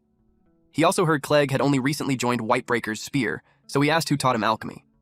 Clegg said someone taught him the basics, but after that he learned the rest on his own. The doctor grew curious about who that person was, but Clegg changed the topic. He said he came to check on Tori and the others. The doctor's expression shifted. That worried him. At the tavern, everyone raised their cups for a toast. The place was lively. Cahal talked about how he used gravity magic during the fight. The others praised him, calling him amazing. They shouted that their leader was the strongest. Angus told him he did well, just like he expected from his little bro. Annoyed, Cahal snapped back and told him to stop calling him that. He argued they weren't even trained in the same place. Their argument stopped when someone suddenly pinched Angus's ear. Angus yelled in pain. It was Clegg. He was annoyed they dragged their patients out just to drink. They explained that after a subjugation, they always celebrate everyone's hard work. They added that the Adventurers Association gave them rewards for the emergency mission, so it made sense to celebrate. Cahal complained it was only 1 gold coin each. For a job like that, it felt cheap. Someone pointed out that every guild in town took part in the fight. Then someone placed a hand on Clegg's shoulder. It was Neil. He said that when all the rewards were combined, it was actually a huge amount, enough to buy barrels of good alcohol. Neil showed up carrying exactly that. Clegg watched as Neil joined the celebration with a smile. Neil said it had been a while since he enjoyed this kind of fun as an adventurer. Seeing that, Clegg started to wonder, maybe this was the real Neil. Then he said he came to check on Tori, but now he couldn't understand how things turned out like this. Mina overheard him. He found Tori, sitting there, drinking juice, surrounded by girls praising him nonstop. Clegg called him a creep. Mina warned him that anyone who ruins the mood deserves to be kicked by a horse. She told him to just drink too. Then she added, moments like this were rare, like finding an exotic beast. Clegg couldn't believe even Mina was drunk. He realized a lot of adventurers were like this. A woman excitedly asked Tori to show his life magic since he was so good at it. Caught off guard, he hesitated. They started talking about the ignition spell he used for cooking. Now excited, they asked him to show it. Someone quickly brought a candle. Tori focused. He used ignition. A few seconds passed. Nothing happened. Everyone froze. Tori was confused. He admitted it wouldn't light. And just like that, the whole tavern burst into laughter. Cahal scolded him, saying he missed the perfect chance to impress everyone. He complained this always happens with him. Meanwhile, Mina watched quietly, wondering if he was acting clumsy on purpose. Tori scratched his head and said maybe he was a bit drunk. Then he said he'd go to the bathroom to clear his head. They told him to come back soon. Clegg and Neil saw him walking toward the exit. He felt relieved the moment he stepped outside. Even though the poison was gone, his body still hurt. Looking back, he admitted his fighting was reckless. But he didn't regret it. The town was safe, and his brother was alive. He smiled and muttered that he was glad he gave it everything. He took out the book and thanked Beard. It was all thanks to it. Then Beard spoke. It said it preferred payment over gratitude. He jumped in surprise. He complained that it always showed up out of nowhere. Then he asked what it meant by payment. It was just a book. Why would it need gold coins? Then he asked why he couldn't use life magic anymore. He demanded answers, sensing the book knew something. Beard explained it was a side effect of reaching the 4th step. His magic itself had changed. It said Tori now had to form his magic outside his body instead of inside his head. It told him to try casting it like drawing a circle in the air. Tori followed the instructions, and the magic activated. He used ignition. A beam of fire burst from his fingertip. He froze in surprise. Then, it disappeared. He was both impressed and confused by the power. Beard explained that since the control method changed, the power changed too. It added that his body had also leveled up from the battle. Beard said it was impressive. Then it asked him something. Did this make him want to meet? It told Tori to come find him. That would be his payment. Tori was left confused. Back to their home. Sasha called out to her brother Tori. She jumped onto his sleeping body and greeted him good morning. She woke him up because Liam said breakfast was ready. Still groggy, he greeted them and apologized for oversleeping. Liam greeted him as well. Then he asked Sasha to wake up Neil. Tori apologized for making him cook again, so he helped out. Liam told them to pick up some spices in town if they were going out for monster hunting. Neil arrived and greeted them. He was also impressed with their breakfast. They ate together. Tori felt like their ordinary days had finally returned. Neil had recovered quickly. Sasha and Liam were happy that every day felt bright again. This was the kind of day he had always dreamed of. He prayed for this kind of happiness every single day. But then, he remembered what Beard told him. To come and meet it. That would be his payment. Back then, our boy was caught off guard. He was confused. He questioned it, pointing out that they were already talking. He couldn't understand what it really meant by meeting. It said its real body existed somewhere in this world. Tori was shocked that it was actually human. Beard told him that if he truly wanted to be an adventurer, he should come find it. It told him to search for it while collecting magic crystals along the way. Then Beard abruptly ended the conversation. Tori was left confused by what it meant. Then he saw something being inscribed on a page. He noticed that the basilisk's data was being added to the grimoire's magic stone section. The basilisk's magic stone was A rank. It was a purple glowing stone that generated steel scale magic. Its selling price ranged from 600,000 to 720,000 gold. Tori exclaimed that an A rank was incredible, and the price was insane too. In his head, he thought Beard was as selfish as ever. Back in the present time, he realized Beard was a real person somewhere in the world, not just a spirit inside a book. Beard had taught him everything, even when it barely knew him. It had also shown him how to grow stronger. Thinking of Beard as a real person, he grew curious about what kind of person he was. He wanted to meet him. 1 week later, Tori was in the market. He saw how busy the townspeople were, rebuilding their infrastructure. He thought about selling the magic stone, but with the exchange post in ruins, that wasn't an option for now. He had the magic stone, but no money. Since then, Beard hadn't appeared again. Because of that, he felt stuck in limbo. He did want to meet him, but he couldn't just leave town. Neil was still recovering, and Sasha and Liam were still kids. Again, he told himself that he still wanted to meet Beard, and he was certain there was a whole world out there he hadn't seen yet. But he couldn't decide. Frustrated, he called himself indecisive. Then he noticed something. Neil was training. He cut a boulder in half. He lifted his axe again, then spun it across his shoulder and arms. He caught it cleanly and struck again. Tori was impressed. When he spoke, Neil noticed him. Neil acknowledged that he was back. He asked how the exchange post was. Tori answered that the area had taken a heavy hit. That led Neil to conclude they would have to hunt and stockpile magic stones for a while. Tori volunteered to go, but Neil answered that it would be good for his rehab. His body was fully healed, so he wanted to rejoin the guild soon. He decided to train more that day to get back in shape. Tori asked if he could train him too. Neil didn't expect that. Tori felt embarrassed as he admitted he was a bit rusty and wanted to move again. Plus, he wanted to see how much stronger he had become. Neil accepted. Tori used a stick for their spar. He charged at Neil, and Neil used the handle of his axe to block it. Neil noticed that Tori's wound had healed. Tori confidently said yes. Neil sidestepped his next attack. Then he spun his axe and knocked the stick away. Tori couldn't land a single hit. He realized just how strong Neil was. Every move he made was being read easily. It made him think it would be better not to go, so he wouldn't just make everyone worry. Watching Neil read all his moves made him question if someone like him could even survive out there. He knew there was no way someone that weak could win. For a moment, he even thought about giving up. Neil called his name, then attacked. The strike broke Tori's stick and pushed him backward. Tori grabbed his arm. Neil pointed out that he was thinking useless thoughts again. Tori was surprised. Neil might not know what was bothering him, but he said that if he stayed half-hearted, he would never take his first step.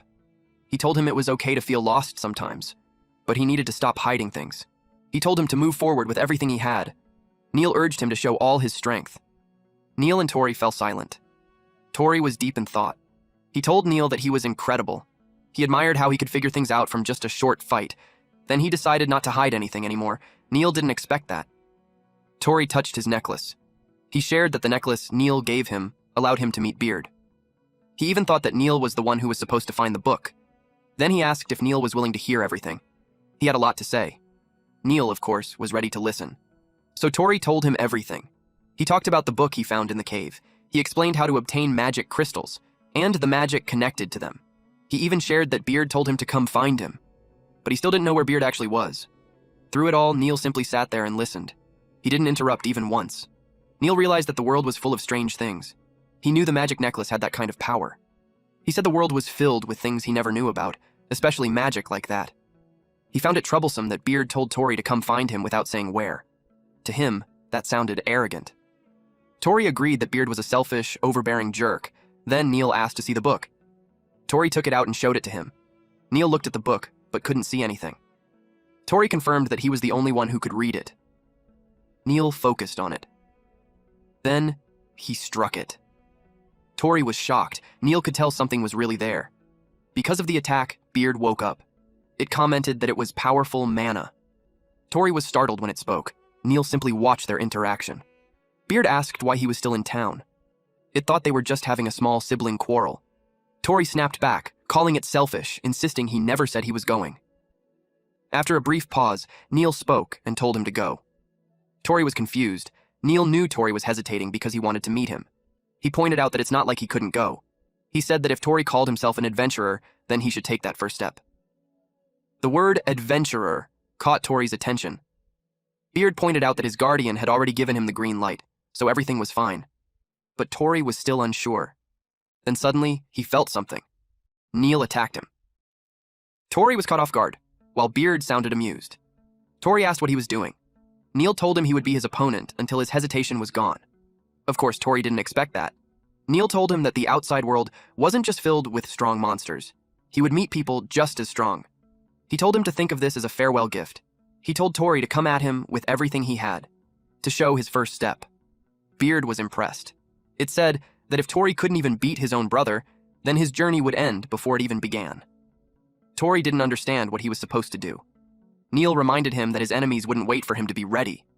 He attacked, and Tori had to duck.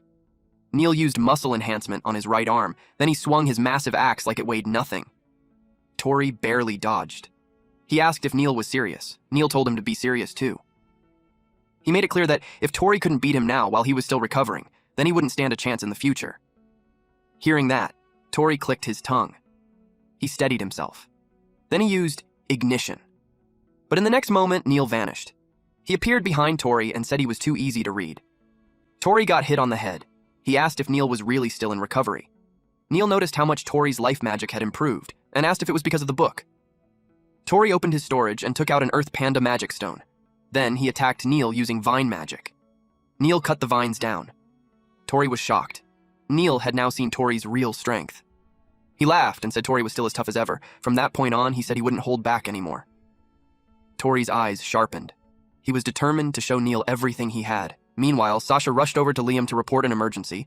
She told him that Tori and Neil were fighting. Liam was confused, so she told him to look. They saw Neil swing his axe at Tori, and Tori jumped back to dodge it. They were both serious, but Liam didn't seem worried. He told her they were probably fine. In fact, it looked necessary. Sasha didn't understand what he meant. Liam explained that back then, when Tori wanted to become an adventurer and refused to listen, Neil would handle it like this.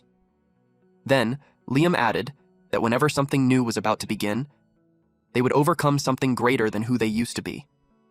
Beard pointed out that Tori couldn't even see the opportunity right in front of him. It asked if he wanted advice, but Tori refused. Tori felt this was something he had to do with his own strength. If he lost here, he felt like he wouldn't be able to do anything later. So, he decided to put everything into this fight. He unleashed his full power against Neil. He took out the basilisk's magic stone from his storage. Then he used its steel scale magic on his right hand. His hand turned into a basilisk's claw. Neil tried to strike it with the back of his axe. It held firm. But Tori struggled to control the magic stone. It was too large. Still, he believed that with this power, he could finally fight Neil on equal footing. He declared he was coming. Then he charged forward. Neil watched him closely, but Tori tripped. He crashed to the ground. Then he realized his brother had disappeared again. Neil appeared behind him, the blade of his axe stopping just an inch from Tori's face. Just as Tori expected. He couldn't win. Neil let out a breath. Then he burst into laughter. He admitted that Tori had gotten stronger. Tori didn't expect that from him. Neil pointed out that there was a gap in experience between them. But if Tori had mastered the power of the magic stone, the outcome of the match would have been uncertain. He found it impressive that Tori could even block his axe. Because of that, he felt reassured sending him off. He told Tori to go and see the outside world. Tori was speechless. Neil continued, saying he should go not as Neil's brother, but as a full-fledged man, because he had the potential to become the strongest adventurer. Beard added that it was great he had his big brother's approval. Tori admitted that he didn't know anything about traveling. He didn't even know where to begin preparing. On top of that, he couldn't stop thinking about Sasha and Liam, who were still kids. And Neil had only just recovered from the basilisk's poison. He didn't want to cause trouble by doing whatever he wanted. Then he was caught off guard. Liam told him they would be fine. They could handle chores using the life magic he taught them. Sasha added that Neil would earn money since he was already training again. She happily shared that she could use ignition now too. Liam smiled and said they wanted to hear his adventure stories when he came back. Tori was moved, but he still looked panicked. Liam was confused. Tori admitted that he didn't know where he should go. He couldn't leave town with that kind of mindset. They couldn't believe that was what he had been worrying about. But Tori quickly denied it, saying that wasn't all. His biggest concern was still the family, and he couldn't just leave without a plan. Neil brought up what the book said about collecting magic stones. Tori agreed that Beard sometimes spoke on a whim. Neil suggested he head to the royal capital, Leorga. Hearing that, Tori repeated the name in surprise. Neil explained that the person who gave the necklace said they came from Leorga. So that would be the best place to start looking for clues. Tori asked for that adventurer's name, but Neil couldn't remember it. Beard cut in, saying there was interference magic. Tori was surprised. It explained that the person didn't want their identity to be known. That kind of magic existed. Even Beard didn't know who gave the necklace. Tori thought that if he could trace the origin of the magic stone in the necklace, he could get closer to Beard's location. He finally smiled. He had made up his mind. He would go to the royal capital, Leorga. With excitement, he told Beard that he was setting off on a journey to meet him. Moments later, Tori ran through the streets shouting Angus's name. He was searching for him. Frustrated, he said he couldn't find him anywhere, even after checking the whole town. Clegg heard him. Clegg told him to quiet down. Tori replied that he'd been looking for Angus this whole time. Clegg asked what business he had with him. Tori revealed that he's going on a journey, and Neil advised him to meet Angus for guidance. Clegg's brows furrowed at that. Tori declared that he'd be setting out to find a soul stone and become a solo adventurer. Then he added that Angus had traveled all over the world before creating the Whitebreaker's spear. Because of that, he wanted to learn from him and prepare for the journey ahead. Clegg simply said, "That's what they all say, Angus." Right then, Angus popped out from a barrel beside Clegg and yelled at him not to expose him. Tori asked what he was doing there. Angus explained that Neil told him to hide so Tori could get some practice searching for people. Tori looked confused. Angus hesitated to explain further. A while earlier at the tavern, they were talking about Tori's plan to leave on a journey. Angus thought it was great, but Neil said it wasn't that simple. He brought up Tori's power. He was concerned about the strange magic he was using. Angus noticed that it looked like Tori was using magic through a magic stone, but not a normal one. It was powerful enough to attract attention from the kingdom itself. He pointed out that they had already confirmed that during their spar. Neil said that kind of power was too great to keep hidden in their small town. He added that someone who had taken interest in Tori had already brought up the idea of a journey. So he planned to take advantage of that opportunity. Angus realized that Neil intended to let Tori leave before rumors could spread. He commented that Neil was a thoughtful brother. Then he asked what Neil needed from him. At the present moment, Angus admitted he thought he would be asked for something cooler. Tori felt apologetic toward him. Then Angus blamed Clegg for spilling the beans. Clegg replied that he also had business with Angus. He casually said that he was going on a journey with Tori. Tori and Angus were stunned. Then Cahal suddenly showed up, and loudly asked if they were going on a journey too. After the preparations, they were seen off at the village entrance. Neil asked Tori if he had forgotten anything. Tori replied that he was all set since he prepared well. Angus asked if he had the travel book he gave him. Tori took it out and said yes. Tori then asked Clegg if it was really okay for him to leave town. He remembered that his brother had been sick. Clegg answered that he had recovered thanks to the basilisk's magic stone. Then he thanked Tori for it. Tori said it was nothing, but he found it strange that Clegg was being unusually honest. Mina reassured Tori that his brother and sisters would be taken care of by the town's guild. She told him to enjoy his journey to the fullest. Tori started to apologize, but she stopped him and said that a thank you was enough at a time like that. Tori smiled and thanked her sincerely. He then told Clegg to thank Mina too. Clegg thanked her and promised to send his brother's living expenses every month from his guild savings. Mina said goodbye to Tori. She also mentioned how much they had helped the town. Tori simply smiled. Sasha walked up to her brother and handed him a set of straw dolls. He asked what it was. She told him it was an amulet. She explained that it was from her, Neil, and Liam, so Tori wouldn't feel lonely because they would always be together. Tori was touched. He patted her head and told her he would come back after traveling the world. Sasha asked if that was true. He promised that when he returned, he would tell her lots of amazing travel stories. He also told Liam to look forward to it. Liam said he would be waiting. Sasha hugged Tori. Liam held back his tears. Neil wore a quiet, sad smile, while Tori grinned widely. Tori and Sasha made a pinky promise. Meanwhile, Angus was crying hard, muttering that having siblings was great. Neil told him not to cry more than him. Tori told everyone that he was heading out, and with that, he began his journey.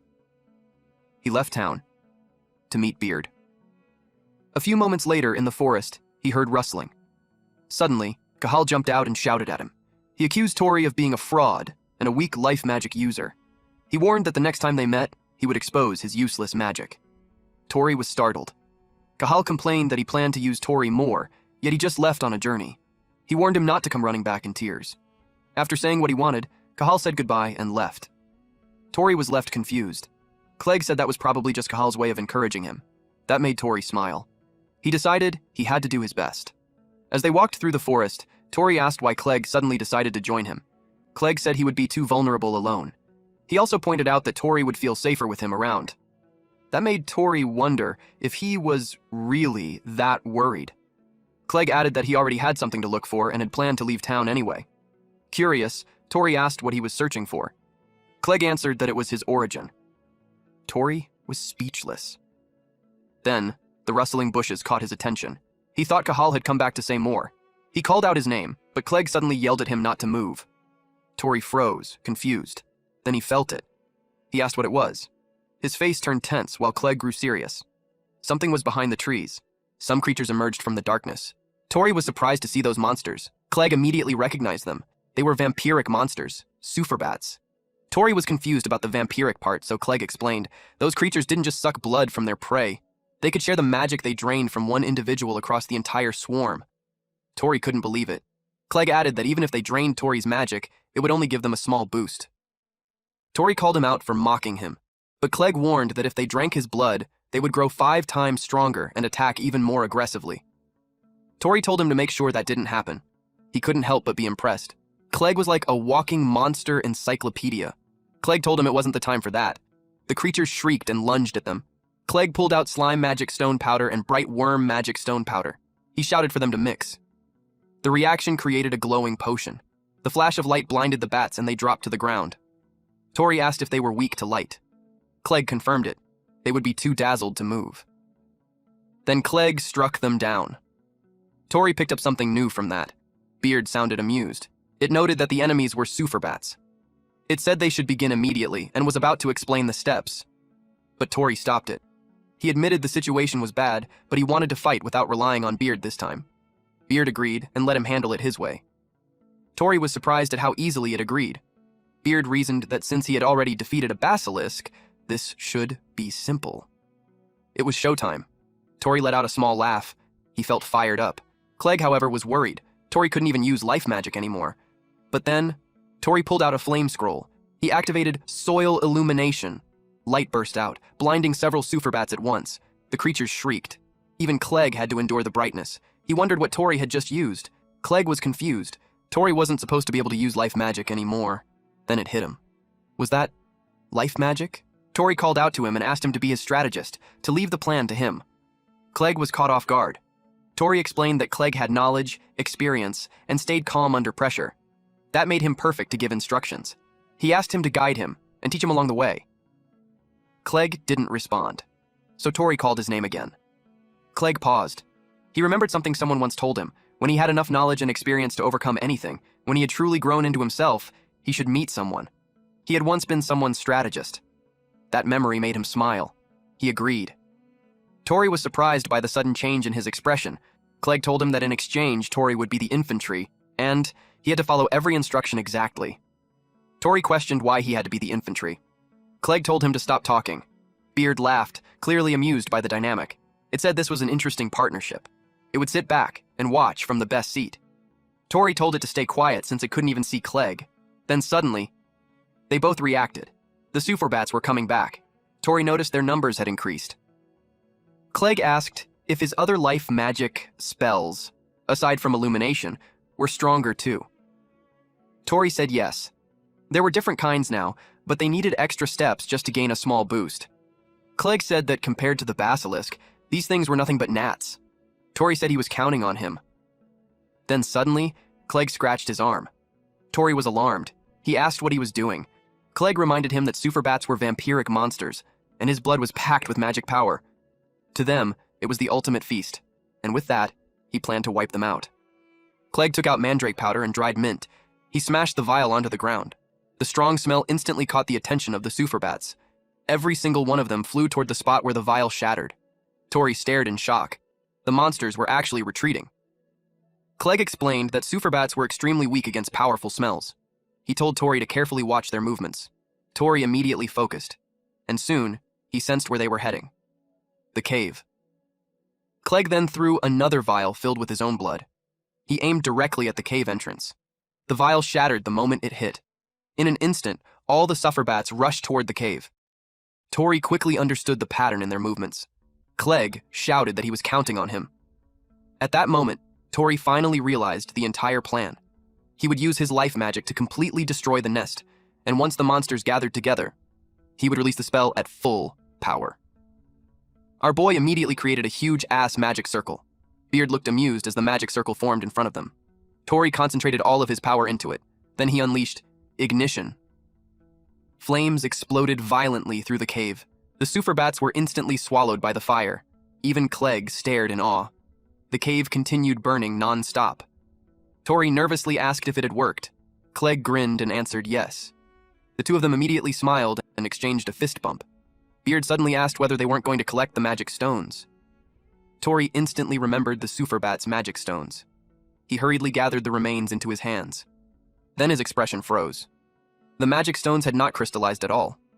Tori could only stare in despair. Clegg looked confused and asked whether monsters were supposed to leave behind magic stones after being defeated. Tori relayed the question to Beard. Beard admitted that it had assumed the same thing too. It then pointed out that this was exactly why Tori needed to follow the proper harvesting procedure properly. Tori immediately warned Beard not to casually talk in front of Clegg. But before they could continue arguing, Beard suddenly asked another question.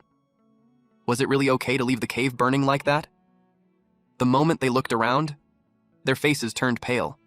Even the forest had started catching on fire. Clegg cried out that this was bad. He complained that Tori's magic was way too powerful. He reminded Tori that he had specifically said he was counting on him. Beard asked whether this was really the time to argue. It pointed out that their escape route was already completely blocked by the flames. Tori immediately shouted back and asked if this was seriously the time to keep arguing. The fire around them continued growing larger. Tori panicked and asked whether Clegg had any magic capable of putting the fire out. He asked if Clegg could at least use water magic or something similar, but Clegg replied that he could only use life magic. Then suddenly, an idea flashed through Tori's mind. If it was a preservation-type spell, then maybe it could work. Tori immediately got to work. By now, his life magic had already reached a fairly advanced level. Clegg suddenly felt the surrounding air turn cold. Even Beard looked amused. Tori activated the spell. Chill. A massive magic circle spread across the sky above them, and moments later, ice began raining down from the air. The surrounding trees rapidly froze solid. The flames were instantly extinguished. Tori sighed in relief. The fire was finally gone, but now the three of them were left shivering from the freezing cold. Clegg complained that Tori had frozen literally everything around them. Tori awkwardly admitted that he still couldn't control the spell properly. Then suddenly, a voice echoed nearby. She declared that she had finally found them. At the same moment, a spinning shield wrapped in chains flew straight toward them. Clegg noticed the attack first. He immediately grabbed Tori and pulled him away to evade it. Tori stared in shock. The spinning shield slammed into the ground with terrifying force. The impact alone caused the earth to cave in. Tori looked completely confused as he stared at the strange weapon. Then the attacker finally revealed herself. She angrily demanded to know if they were the ones responsible for creating this disaster. Tori and Clegg were both too stunned to even respond. The yellow-haired woman introduced herself as Alba, and she swore that she would never forgive criminals like them. The woman was an elf. She pulled the chains connected to her shield and lifted the weapon off the ground. She called them villains. Tori stared at her in surprise. She swore that she would never let them escape. Then she launched her shield toward Tori again. The attack smashed into the ground and shattered it apart. Tori immediately realized how terrifyingly powerful she was. Clegg pointed out that the situation was bad since they were dealing with an elf. He explained that the elf race possessed magical power said to be the peak of all living beings, and their intellect far surpassed that of humans. Not only that, elves lived incredibly long lives, meaning their combat experience was on a completely different level. And on top of all that, an elf's magic power was said to be around 10 times greater than a human's. The spinning shield suddenly flew toward them again. Tori quickly ducked to avoid it. Then she immediately launched it at them once more, forcing Tori and Clegg to keep running. Tori shouted that he didn't remember ever doing anything that would offend an elf. But Clegg immediately pointed out that he had burned an entire forest and then frozen the whole thing solid afterward. The elf yelled at them to stop pretending. She accused them of being the ones who attacked their village. Tori asked in confusion what she was even talking about. She grew even more annoyed at his clueless act and declared that he wasn't fooling her at all. She called him the worst while continuously attacking him with her shield. She stated that she had seen him together with the Superbats earlier and demanded to know what excuse he had for himself. Tori repeated the word in confusion. Superbats? Even Clegg looked confused. She was obviously talking about the monsters they encountered earlier. Tori barely avoided another attack. Fortunately, they had already reached a small cliff. The two of them immediately jumped down. Now the elf grew even more furious, believing they had been hiding from her the entire time. She yelled at him to stop running and called him a coward. She demanded to know where he had gone. While running, Tori quietly asked Clegg if there was an elf settlement nearby. Clegg replied that elf settlements normally shouldn't exist this close to human territory, but after seeing everything, he wasn't so sure anymore. Tori quietly agreed. Then he shouted toward the elf that they had absolutely nothing to do with the Suforbats and that this was their first time entering the area. He admitted that burning the forest had been their fault and offered to apologize, begging her to at least listen to their explanation. But she immediately screamed at him to shut up. She revealed that once they disappeared, the Suforbats would regain their senses, and the village would finally return to normal. Tori and Clegg reacted in complete confusion, unable to understand what she meant. Clegg admitted that he had no idea either. But there was one thing he noticed. Despite being an elf, she still hadn't used a single spell. She had only been attacking them with her shield the entire time. That made him feel like she was testing them for something. Then suddenly, she noticed him. Now she had finally located where they were hiding. Tori couldn't believe that she had already spotted them. Clegg informed him that elves naturally possessed incredibly sharp eyesight. He told Tori to move back immediately, but at that exact moment, a Superbat suddenly attacked him. Clegg was slashed across the shoulder. Even Alba looked surprised by the sudden attack. Tori immediately became concerned. Then all of them noticed the incoming swarm of Suforbats approaching from above. Tori quickly asked if Clegg was okay. Clegg groaned in pain while holding his shoulder. At the same time, Alba started reconsidering her assumptions. She realized that they might not actually be controlling the Suforbats after all. Tori suddenly wondered if one of the monsters had escaped earlier when he burned the nest. The moment that thought crossed his mind, his expression froze in shock. More Suforbats were arriving.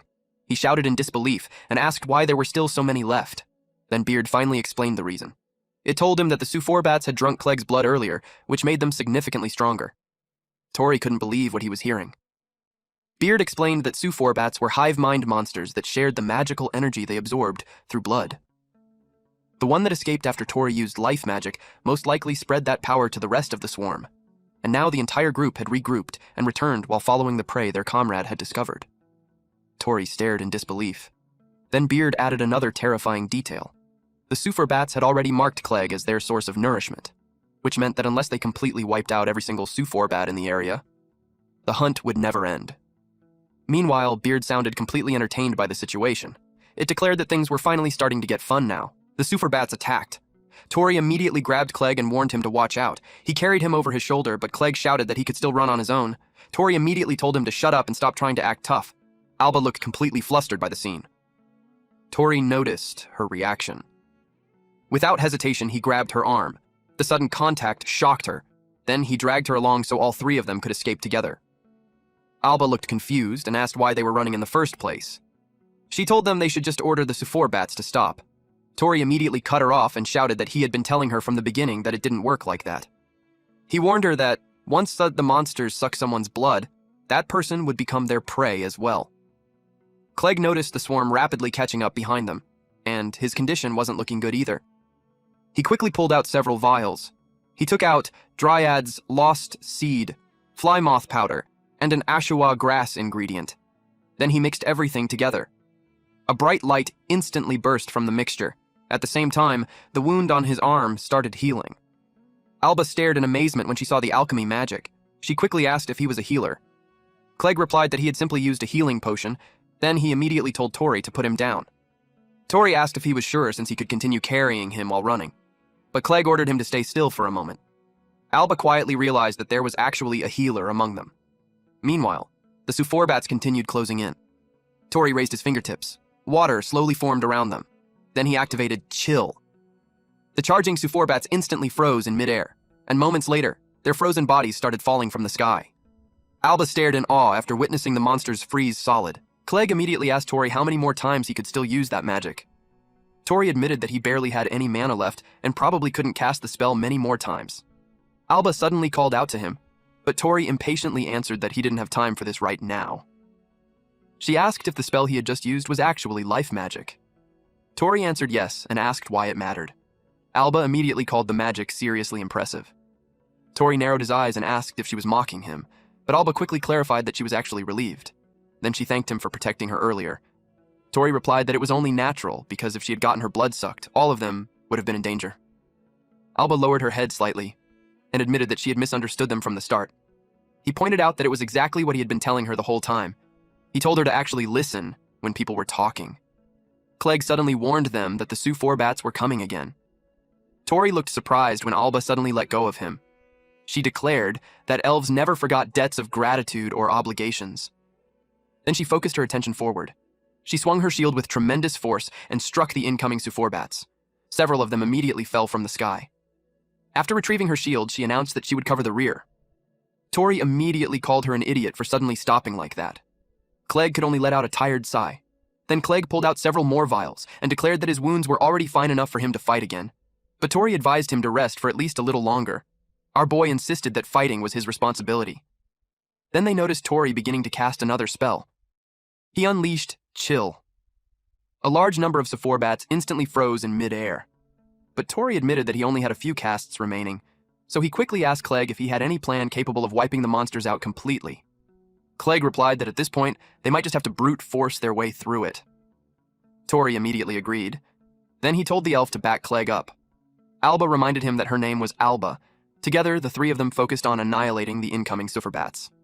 Meanwhile, Beard watched the entire scene with amusement. It commented that they actually made quite a nice group. Alba naturally filled the role of defender. Clegg, as their healer, handled support and recovery. And Tori naturally became the attacker responsible for offense. Beard declared that this was what a proper party setup looked like. The sight made it nostalgic for the old days. And now, it was looking forward to seeing what this group could truly accomplish. The Suffer bats came charging toward them again. Tori complained that there were way too many of them. He decided that he would burn them again to reduce their numbers. He immediately created a magic circle to activate ignition, but Alba suddenly stopped him. Tori looked shocked. He scolded her for recklessly jumping in front of him like that because it could have gotten them killed. Alba immediately reminded him that he was the one about to burn the entire forest down again. Tori had absolutely no comeback to that because she was completely right. Clegg quickly told him not to make the elf angry again. Tori then asked how they were even supposed to defeat the swarm at this rate. Alba calmly replied that they would simply crush them head-on. Tori stared at her and muttered that she was just an elf musclehead. Clegg immediately reminded him not to judge her based on appearances alone. Meanwhile, the number of superbats continued increasing. At this rate, their mana would eventually run out completely. Clegg pointed out that Alba's attacks were currently buying them valuable time. But even so, he had no intention of forcing a single elf to handle everything alone. Then, he cast Dissolve. His plan was to first create an opening in the swarm. Together, he and Alba charged directly into battle. Meanwhile, Tori was left standing behind them while watching the fight unfold. With the current level of his life magic, he knew he could definitely wipe out the entire forest if he wasn't careful. A Heinta ignition always burned everything surrounding it, and he wasn't confident that he could successfully cast Kurisu Chill one more time afterward. That meant he couldn't use his strongest finishing move life magic right now, but at the same time, he also understood that Alba and Clegg didn't possess unlimited stamina either. Then Beard suddenly spoke up and asked what exactly he was hesitating for. Tori looked surprised after hearing him. Beard reminded him not to forget that he already possessed real power. Those words immediately made him think deeply. First, he considered Eat's Planda's Vine magic. Second, Rockbird's Wingbeat magic. Third, the Steel magic scale. He wondered which magic crystal would be best suited for handling a massive swarm during a prolonged battle. That thought led him to open the encyclopedia page. As he flipped through it, his eyes suddenly stopped on a particular entry. He quietly wondered if he could actually use it. Then he slowly looked around. Clegg noticed the change in his expression, and immediately realized that Tori was probably about to try something crazy again. Clegg asked Tori what was wrong. Tori remembered the cave from earlier and asked Alba where the superbats originally came from. Alba answered that their nest was located above the cliff nearby. She also reminded them that later they'd be helping her restore the frozen forest. Tori suddenly bit his own forearm and made it bleed. He intentionally tried to attract the superbats with his blood, but nothing happened. Tori quickly realized that his blood barely contained any mana, so it wasn't effective bait at all. Clegg immediately shouted that the exact same plan had already failed earlier. Tori muttered that the superbats were greedy little monsters. Then something suddenly clicked in his mind. The monsters weren't attracted to blood itself, they were attracted to mana. He immediately unlocked his storage. Then he pulled out Rockbird's magic crystal. The moment the crystal appeared, the superbats instantly went into a frenzy. Tori continued holding the crystal in front of them, and as expected, the entire swarm started chasing him. After all, mana crystals were basically pure mana lamps to creatures like them. Then he moved to the next step of his plan. Without warning, he grabbed Alba's arm. The sudden action startled her. Tori quickly apologized and told her to just cooperate with him for now. Clegg immediately demanded to know what he's planning. Tori simply told him to trust him and declared that he'd leave the rest to Clegg afterward. He also told him to come once everything was over. Tori thought to himself that if the superbats were fed mana-rich blood, they'd continue multiplying endlessly. And since he couldn't freely use large-scale magic right now, there was no way to shake them off normally. Then he activated Wingbeat magic. Alba stared in disbelief when she saw him using magic to fly through the air. She genuinely wondered what kind of insane person this guy was. Meanwhile, Tori confirmed that the superbats were following him perfectly. Soon, he found the cave again. Then he immediately dove straight inside. Tori ordered Alba to guard the entrance until every last superbat entered the cave. Alba looked completely confused. But since the swarm was rapidly approaching, she focused on defending instead. She spun her shield rapidly, creating a defensive barrier around them. Then she demanded to know what exactly he was planning to do in a place like this. Tori prepared to cast another spell, but just before activating it, he stopped for a moment and admitted that he was about to do something incredibly reckless. And according to him, the final step depended entirely on Clegg. Alba had absolutely no idea what he was talking about. Then she noticed even more superbats pouring into the cave. She declared that every nearby superbat had already gathered inside. Tori apologized to her in advance for dragging her into this mess. Then, he confidently assured her that everything would definitely work out somehow. That reassurance only made Alba even more nervous.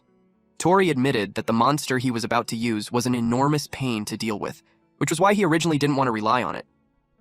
Then he activated Strala's storage unlock and called forth the basilisk's magic crystal. Tori declared that the rest was now in the strategist's hands. Then he unleashed deadly poison magic. Poison rapidly filled the entire cave. After the Suforbats were completely dealt with, Tori suddenly got smacked on the head hard enough to leave a huge bump. Naturally, the one who hit him was Clegg, who looked genuinely furious. Tori awkwardly tried to laugh the situation off. Clegg stated that every Suforbat in the area had been wiped out by the poison. Then he demanded to know what Tori would have done if he hadn't been there to save him afterward. Tori immediately answered that he completely believed Clegg would rescue him no matter what. He confidently declared that he trusted him entirely. Clegg became completely speechless after hearing that. Tori then pointed out that somehow they still managed to pull everything off in the end, and that was what truly mattered. Alba immediately shouted at him, asking how this situation was possibly something worth celebrating. She angrily complained that she had nearly died because of that idiot. Then she outright called Tori complete trash. She loudly declared that she absolutely refused to forgive him. Clegg immediately agreed and stated that he wouldn't forgive him either. Meanwhile, Tori continued insisting that they technically won in the end, but Alba refused to let the matter go so easily. Moments later, Tori held the remains in his hands, but the moment he touched it, the material crumbled back into ordinary sand again. He sadly realized that turning it into a proper magic crystal really wasn't easy. Clegg asked if he had failed again. That was when Tori learned that creating magic crystals wasn't guaranteed to succeed every time. Suddenly, they heard a scream nearby. Tori immediately reacted in alarm. The surrounding trees looked terrible. Alba quickly informed them that the forest was rotting this time. Tori immediately realized that the damage came from the basilisk's poison. Clegg added that the poison was even eating away at the soil itself. Tori awkwardly apologized to Alba, but honestly, he didn't even know what else he was supposed to say at this point. Then Clegg suddenly stated that he could fix it. Both Tori and Alba reacted in surprise.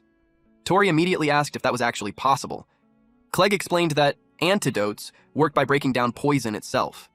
Whether the poison existed inside a person or inside the ground, the basic principle remained the same, and according to him, the current damage was still manageable. Alba immediately became interested. Clegg then poured the antidote directly onto the contaminated soil. Alba looked surprised. Clegg asked her how it looked now. He confidently stated that the poison inside the ground should already be gone.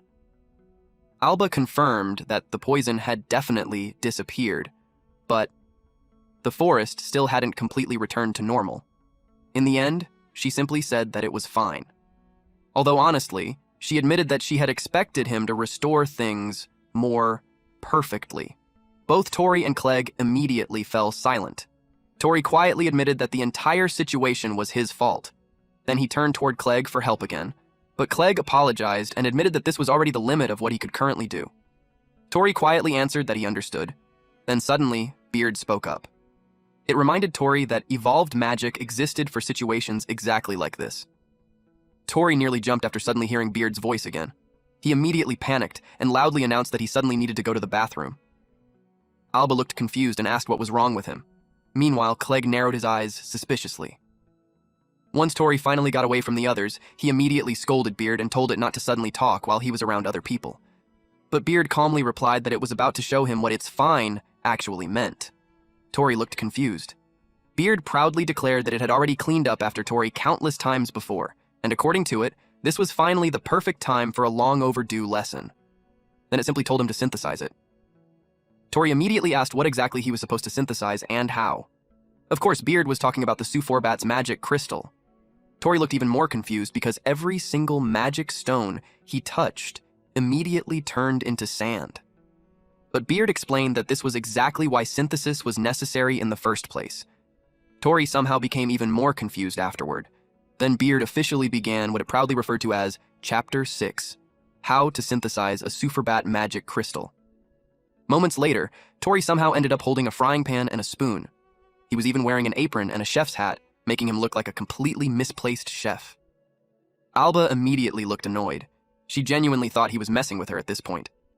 But Tori quickly insisted that he seriously wasn't joking around.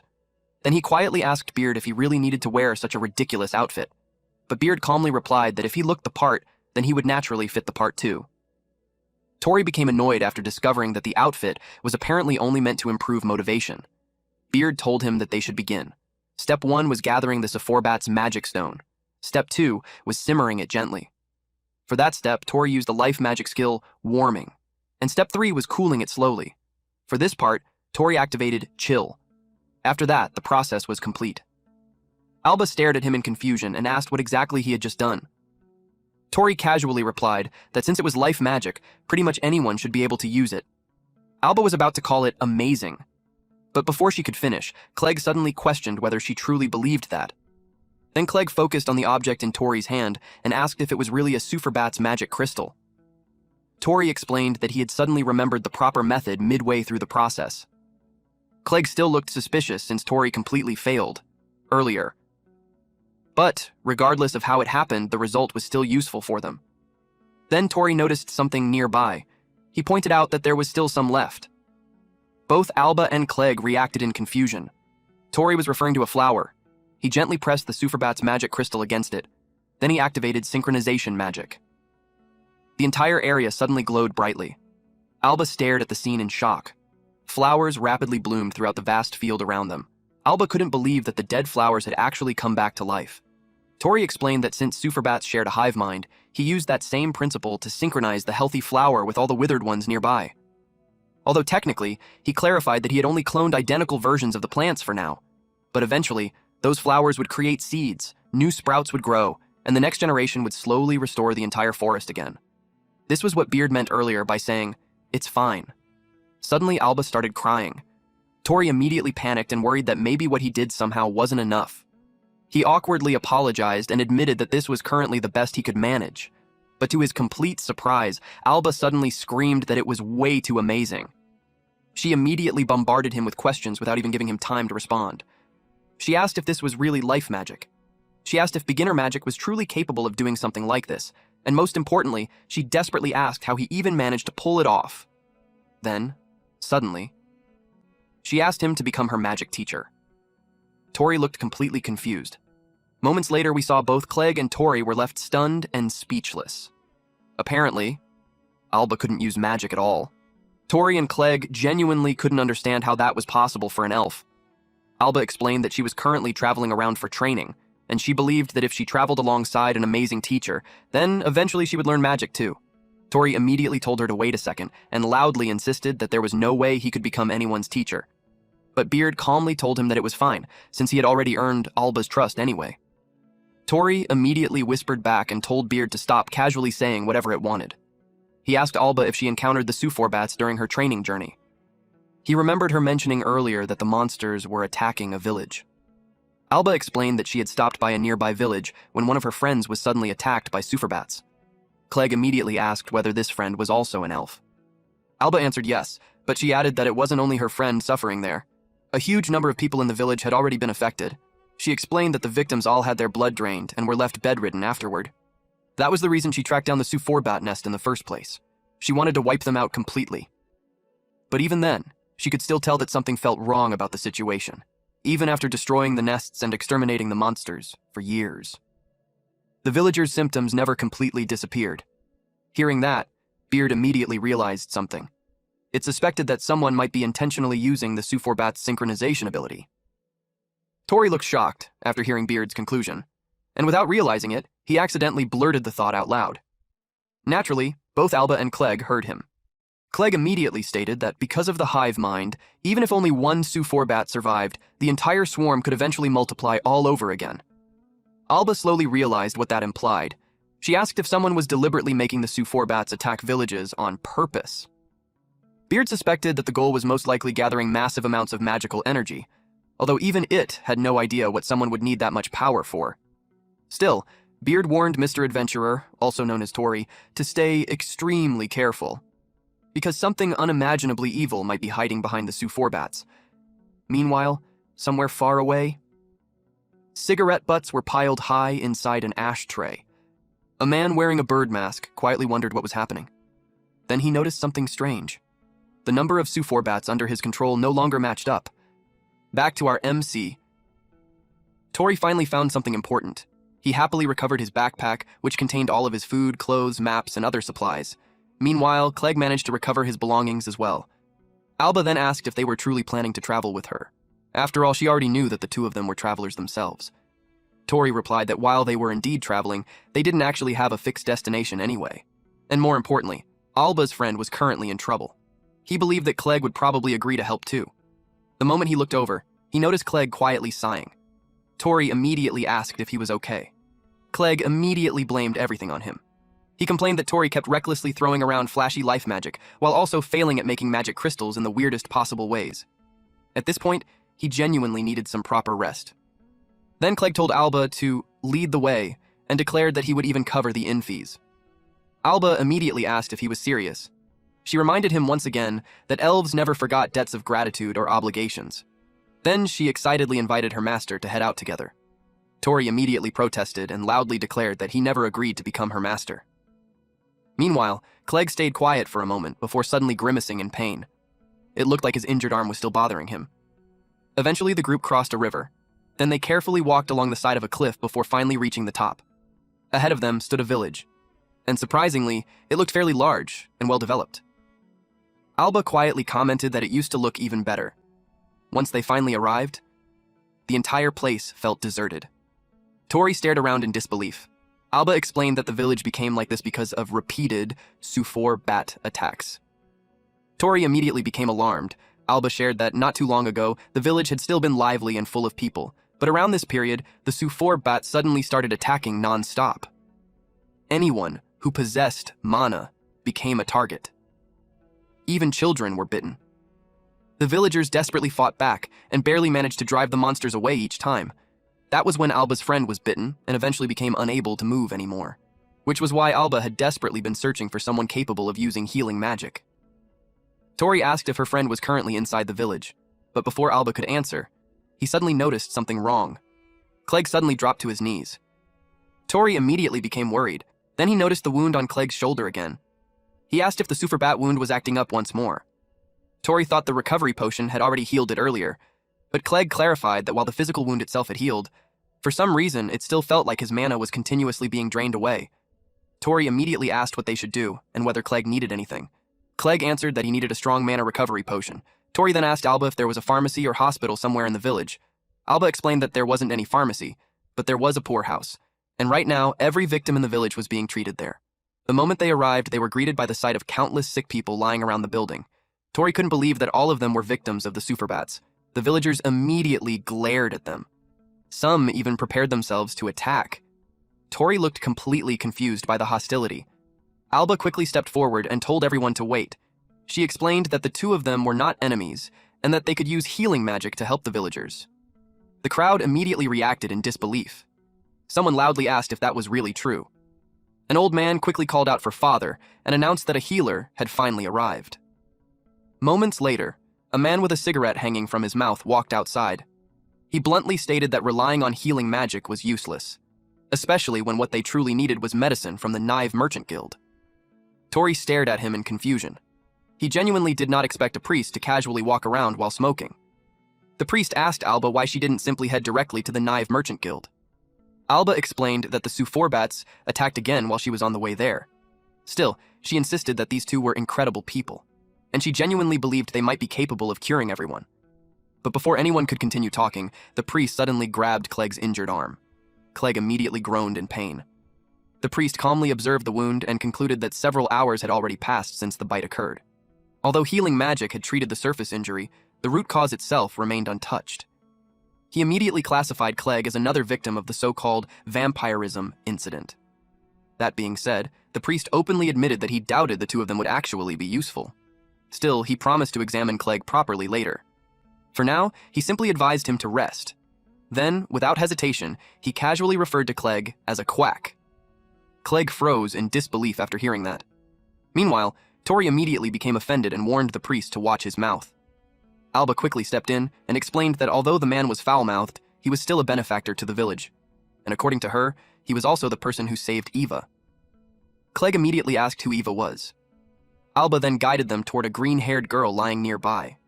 She introduced Eva as her close friend. Tori then asked what exactly the so-called vampirism incident was. Alba explained that this was simply the name the villagers gave to the condition. Anyone bitten by the Suforbats would continuously have their mana drained away. And according to the villagers, the victim's life would completely run out within roughly a month. Alba quietly explained that Eva had already been attacked 3 weeks ago. As she said that, the pain in Alba's expression became obvious. There wasn't much time left anymore. Then suddenly, Eva slowly woke up. and weakly reached out to hold Alba's hand. Ava weakly called out Alba's name. She mentioned that she heard Alba had gone to the Knive Merchant Guild, so after noticing Tori and Clegg nearby, she quietly asked who they were. Alba immediately explained that the two of them were the benefactors who had saved her earlier. She confidently promised Eva that they would definitely save her too. Hearing those words, Eva smiled weakly. She happily said that if she recovered, then she would finally be able to travel together with Alba again. She also expressed hope that Alba would eventually learn how to use magic. But suddenly, Eva lost consciousness again. Alba and Tori immediately panicked. Clegg quickly checked her condition and explained that she was still breathing. She had simply run out of stamina. After checking her pulse, Clegg explained that while it was weak, she wasn't suffering from any actual disease. The real issue was severe mana depletion. As long as her mana supply could somehow be restored, there was still a chance to save her. Hearing that immediately gave Alba hope again. Clegg looked like he was about to explain something important next, but Tori suddenly became worried about Clegg's own mana condition too. Then, unexpectedly, Clegg exploded in anger. He suddenly shouted and demanded to know what kind of horrifying sanitation management this place had. He immediately ordered everyone who could still move to carry the patients outside and gather every cleaning tool they had available. Tori and Alba were completely dumbfounded by the sudden outburst. Clegg continued yelling at everyone to clean the entire place immediately.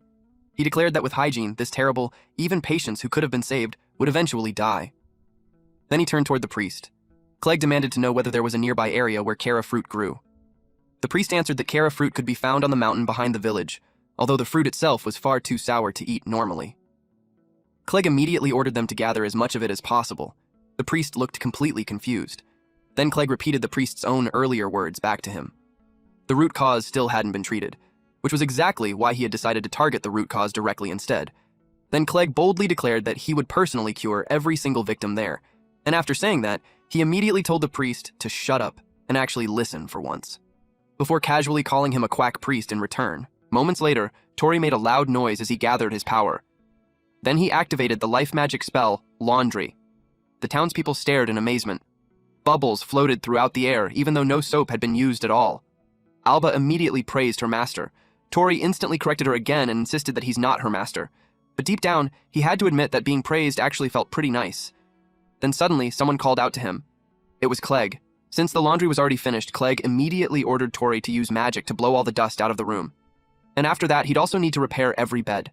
Clegg made absolutely sure that Tori's life magic was being fully utilized. As a result, both Tori and Alba ended up working non-stop. Alba quietly whispered to her master that Clegg was basically a demon sergeant. Tori immediately told her once again to stop calling him master.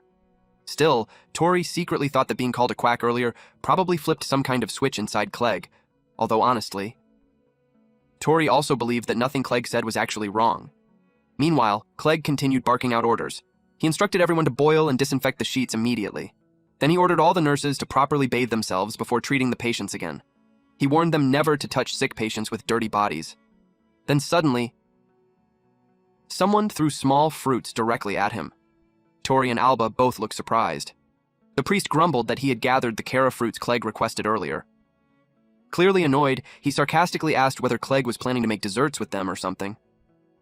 Clegg immediately fired back and declared that the priest was the real quack here. Then he clarified that the fruits were actually for creating medicine. The priest looked puzzled by that answer. He immediately showed Clegg the medicine that had already been delivered from the Knive Merchant Guild. But Clegg casually slapped the bottle away. Tori and Alba immediately turned pale after witnessing that. Clegg openly declared that he had no use for medicine that showed zero effectiveness and couldn't even heal patients properly. The priest could only mutter in anger, "You bastard!" Soon, large baskets filled with fruit were brought over. An old woman quietly asked the priest whether Kara fruits truly possessed medicinal properties. The priest immediately denied it and claimed that if such a thing were true, there was no way he wouldn't already know about it. But Clegg calmly replied that under normal circumstances, the priest would indeed be correct. Then he explained that once Kara fruit was compounded together with a certain ingredient, it transformed into a mana recovery potion. The priest immediately became interested. Clegg simply told him to watch carefully. He first took out Dryad's dropped seed. Then he added Kara fruit and ibex horn into the mixture. Finally, he activated compounding. Everyone watched closely as the entire basket of fruit began glowing brightly. Eventually, the alchemy process finished. Tori stared at the results and commented that the appearance of the fruit didn't seem any different at all. But Clegg clarified that only the appearance remained the same. Then he called out to the elf and tossed one of the fruits toward her. Alba quickly caught it. Clegg instructed her to feed it to her friend. Alba immediately agreed. Nearby, Ava was quietly sitting beneath a tree. She weakly asked whether she was really allowed to eat it. Alba gently held the fruit out toward her. Ava slowly took a bite. It was only a tiny bite. Then everyone silently watched, waiting to see what would happen next. Suddenly, Ava's complexion started improving. She quietly stated that her body suddenly felt refreshed. Alba looked overjoyed after seeing her friend regain some energy. Now, Ava could even stand on her own again. Alba stared at her in amazement. She pointed out that Ava's color was finally returning too.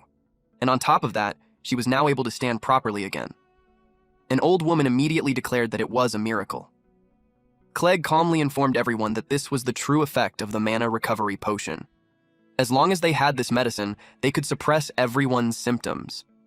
The villagers instantly erupted into cheers after hearing that everyone could finally be saved. Tori immediately praised Clegg and declared that he really was incredible after all. Clegg proudly answered that of course he was, but suddenly, his body nearly collapsed from exhaustion. Fortunately, Tori managed to catch him in time. Tori immediately complained that Clegg was overworking himself too much. But Clegg immediately fired back and pointed out that Tori constantly did the exact same thing. Then Alba suddenly approached Clegg. She handed him one of the fruits. Clegg immediately refused and claimed that he was completely fine. But Alba pointed out that someone who was truly fine wouldn't be staggering around like that. She told him that if the doctor himself collapsed, then nobody there would have anyone left to rely on, which meant he needed to remain the healthiest person in the village. Then she sincerely told him that she believed in him and urged him to hurry up and eat the fruit so he could recover properly. Finally, she referred to him as her master's strategist. Tori also urged him to eat it.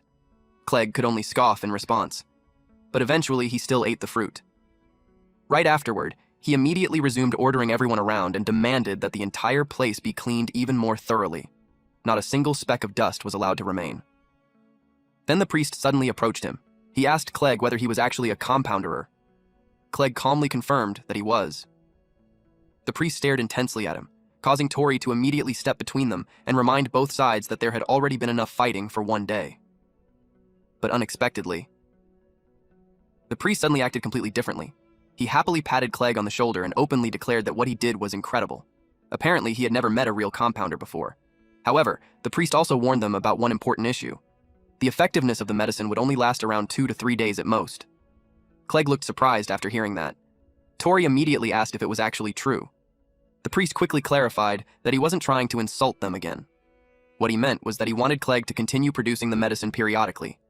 Meanwhile, he himself would contact the Neve Merchant Guild and ask them to investigate the incident further, instead of focusing only on the medicine. Someone nearby then asked what exactly the Neve Merchant Guild even was. The priest explained that it was the major merchant guild governing the entire surrounding region. They had already started cooperating regarding the blood-sucking incident and were actively trying to resolve the situation. Then the priest quietly stated something hopeful. If the victims could recover, even temporarily, then there was finally hope. At long last, they had managed to see a light at the end of the blood-sucking incident. Tori realized that Clegg's medicine couldn't completely cure the victims. At best, it only temporarily suppressed the symptoms, which meant that in the end, they still had no choice but to completely eradicate the Sephorbats themselves. Then suddenly, Beard spoke up. It warned Tori that the situation probably wasn't going to be that simple. Tori immediately panicked and loudly announced that he suddenly needed to go to the bathroom again. Alba instantly found it suspicious that he kept going so often. Tori quickly rushed away and hid behind a nearby building. The moment he was alone, he immediately scolded Beard for suddenly speaking up again. But Beard calmly explained that the Sephorbats were periodically draining mana by being used as a medium. According to Beard, this was a form of curse. Tori froze in shock after hearing that. At the same time, he also looked completely confused. Beard then explained what a curse actually was. A curse happened when someone hated a specific person or object so intensely that they prayed to gods or demons in order to inflict suffering upon them. Tori asked whether that was basically the same as a technique or spell, but Beard clarified that the two were fundamentally different. Sorcery used mana for the purpose of helping people. Meanwhile, curses used mana specifically to bring harm. Although the principles were somewhat similar, their nature was completely opposite. Then Beard continued its explanation. Sufor bats naturally shared the mana they absorbed with the rest of their swarm. But what if that shared destination had been intentionally altered? If that were true, then the situation would become a complete disaster. Tori immediately asked what exactly changing the destination meant. Beard calmly added that depending on the scale, it could potentially cause something as catastrophic as a natural disaster. Tori became so shocked by what he heard that he accidentally staggered backward and crashed directly into several crates of medicine. He immediately panicked. He couldn't believe Beard casually said something so horrifying and startled him like that. The bottles inside the crates were all medicine. Tori desperately hoped none of them had broken. Meanwhile, Beard casually replied that it wasn't its fault. Then it calmly remarked that Mr. Adventurer's next opponent was apparently going to be a curse. Once again, Tori had somehow gotten himself involved in something incredibly troublesome. Back at the clinic, the patients had finally returned to their beds while Clegg had completely fallen asleep sitting upright in his chair. Tori quietly approached him and gently placed a blanket over his shoulders. After all, Clegg had spent the entire day non-stop producing mana recovery potions, so it was no surprise that he was completely exhausted. Then Alba quietly called out to her master. Tori immediately told her once again to stop calling him that, but Alba simply insisted that it was fine. She then asked whether Clegg had already fallen asleep. Tori replied that he was completely out cold. He quietly commented that even while his own mana was still being drained away, Clegg continued pushing himself that hard for everyone else. Tori still couldn't understand how a single bite from a Sufor bat had managed to create such a horrifying situation. Alba suddenly apologized for what happened earlier in the forest. She admitted that she rushed in recklessly without thinking things through properly, but Tori immediately told her that it was fine and that none of it was really her fault. Then he suddenly changed the topic. He asked Alba whether Sufor bats were capable of changing the target they shared mana with, but Alba admitted that she didn't know the first thing about magic. Meanwhile, Tori himself barely understood anything beyond life magic. Still, Alba quietly wondered what exactly it meant to change the destination of mana sharing. Even Clegg admitted earlier that he still didn't fully understand the details yet. But regardless of the truth, Tori had already decided something. He wanted to save everyone there, including Clegg. But before we proceed with the recap, I think Clegg is a girl. What do you think, guys? Anyway, far away in the merchant city of Tatara, a man casually grabbed a bottle of medicine. The man wore a metallic eye mask over his eyes and possessed a mechanical arm. His name was Owen, one of the executives of the knife company. And right now, he looked completely bored. He casually walked into another building. Then he opened the door to a hidden room. Inside, countless Sufor bats fluttered around the chamber. Owen casually remarked that the creatures had managed to absorb a lot of mana that day. But then he noticed something strange. The number of Sufor bats had clearly decreased. At that moment, he suddenly called out to Dire Muid and asked whether something had happened. Owen walked through a curtain-covered doorway toward the voice. Behind it was a room resembling a laboratory, filled with jars containing strange monster parts and preserved specimens. At first, Owen thought Dire Muid wasn't there, but then suddenly, Dire Muid's voice spoke from directly behind him. Dire Muid was another executive of the Neve Company. Unlike Owen, he wore an eerie bird-shaped helmet over his face. He calmly asked Owen how things were going. Owen immediately complained and told him to stop sneaking up on people like that. According to Owen, Dire Muid always had absolutely zero presence. Then Owen asked how today's harvest looked. Nearby, an hourglass-like container filled with red liquid quietly sat on a table. Owen reported that the collection process was progressing smoothly. Dire Muid seemed pleased to hear that. Owen commented that the entire operation had been carefully planned by Dire Muid from the beginning. As he spoke, he casually grabbed a Sufor bat out of the air. Then, he spread open one of its wings. A magic circle had been engraved onto the left wing. Through that enchantment, they were efficiently collecting mana from the victims. Dire Muid explained that the entire process only worked because of his enchantment magic. However, he also warned that if they failed to gather and process enough mana soon, then with the number of Sufor bats decreasing, they might fail to meet the delivery deadline in time. Owen immediately asked why the Sufor bat population was suddenly dropping so quickly. Dire Muid answered that the issue was currently under investigation, but according to him, something even more important was happening right now. They were finally coming up. Owen looked confused by what he meant. Then suddenly, a bird flew into the room and landed directly on Dire Muid's shoulder. Owen looked surprised by its arrival. Moments later, several men entered while carrying a massive cage filled with a swarm of bats. Dire Muid calmly entrusted the entire task to Owen. After all, Owen was the only person there capable of properly using enchantment magic. Owen immediately grumbled about having to pull another all-nighter again. Then he suddenly asked where the young miss currently was. Diremu had answered immediately. According to him, she had become completely obsessed with the container lately. Meanwhile, somewhere deep in the forest, an orc roughly pulled the chains restraining several female elves. Suddenly, an elf wielding daggers appeared and instantly slashed the orc apart. In a single motion, she severed both its arm and head. The elf looked surprised afterward. She never expected the head of the merchant group to personally show up. Then suddenly, a magic circle appeared in the air. The restrained elves were instantly bound once more. At that moment, someone calmly explained that the head had simply eaten too much during lunch and wanted a bit of light exercise afterward. Nearby, a luxurious carriage stood waiting. Then a woman slowly stepped out from inside. Someone nearby worried that she was moving around without an escort. But another person simply found that concern amusing. After all, she already possessed an excellent escort team. In the blink of an eye, she instantly beheaded the elf who killed the orc. Back in the present, Owen quietly remembered exactly what kind of person she was. Meanwhile, Dirmuid calmly mentioned that the only thing she truly cared about from them was the development of magic circles necessary for future business ventures. The bird resting on Dirmuid's shoulder suddenly let out a squeak. That sound signaled that Lady Neve herself had returned. Owen casually commented that the bird behaved like an incredibly loyal dog. Immediately, both Owen and Dirmuid dropped to their knees. Lady Neve arrived while accompanied by 2 slave orcs. The 2 executives formally welcomed her back. This lady then thanked them for welcoming her. Then they asked whether she had suffered any injuries during her outing.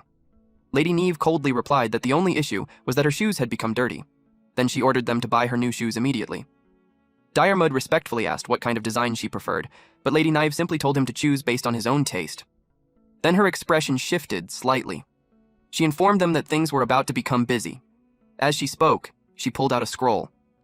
The moment Owen and Diremud saw it, both of them looked shocked. They immediately asked whether it was an official letter from the royal family of Leorga. Lady Neve confirmed that they were correct. Then she calmly ordered them to continue handling the container using the usual arrangements.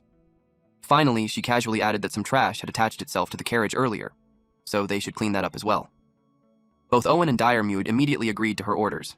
Lady Neve calmly stated that they had already reached the final stage of their plan, which meant they needed to go all out from this point onward.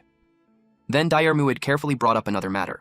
He explained that there was still one issue they wanted to resolve before proceeding further. Lady Neve immediately understood what he was referring to: the problem of the decreasing sufferbat population. Meanwhile, far away, one of Diremud's birds quietly landed on a tree branch. Its eyes remained locked onto Tori from the shadows. Back at the laboratory, Lady Neve calmly stated that she would leave the matter entirely to Diremud. He was free to handle it however he wanted. Then she casually sat on his shoulder. Diremud slowly stood up. It seemed that he already had a plan in mind. Tori remembered that Clegg told him to gather more Kara fruit. He thought that while searching, he could also use plow life magic to till the land around the back hill. But then suddenly, he noticed a bird nearby. At first he thought it might be another suforbat. But after staring at it for a moment, he simply shrugged it off. The clouds overhead looked heavy anyway, so he figured it would probably rain tomorrow. Tori decided to get back to plowing.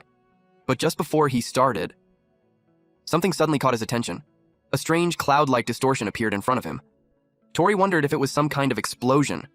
But Beard immediately explained that it was actually teleportation magic, and according to Beard, teleportation magic was extremely rare. Tori had absolutely no idea what that meant. Then suddenly, someone stepped out from the distortion.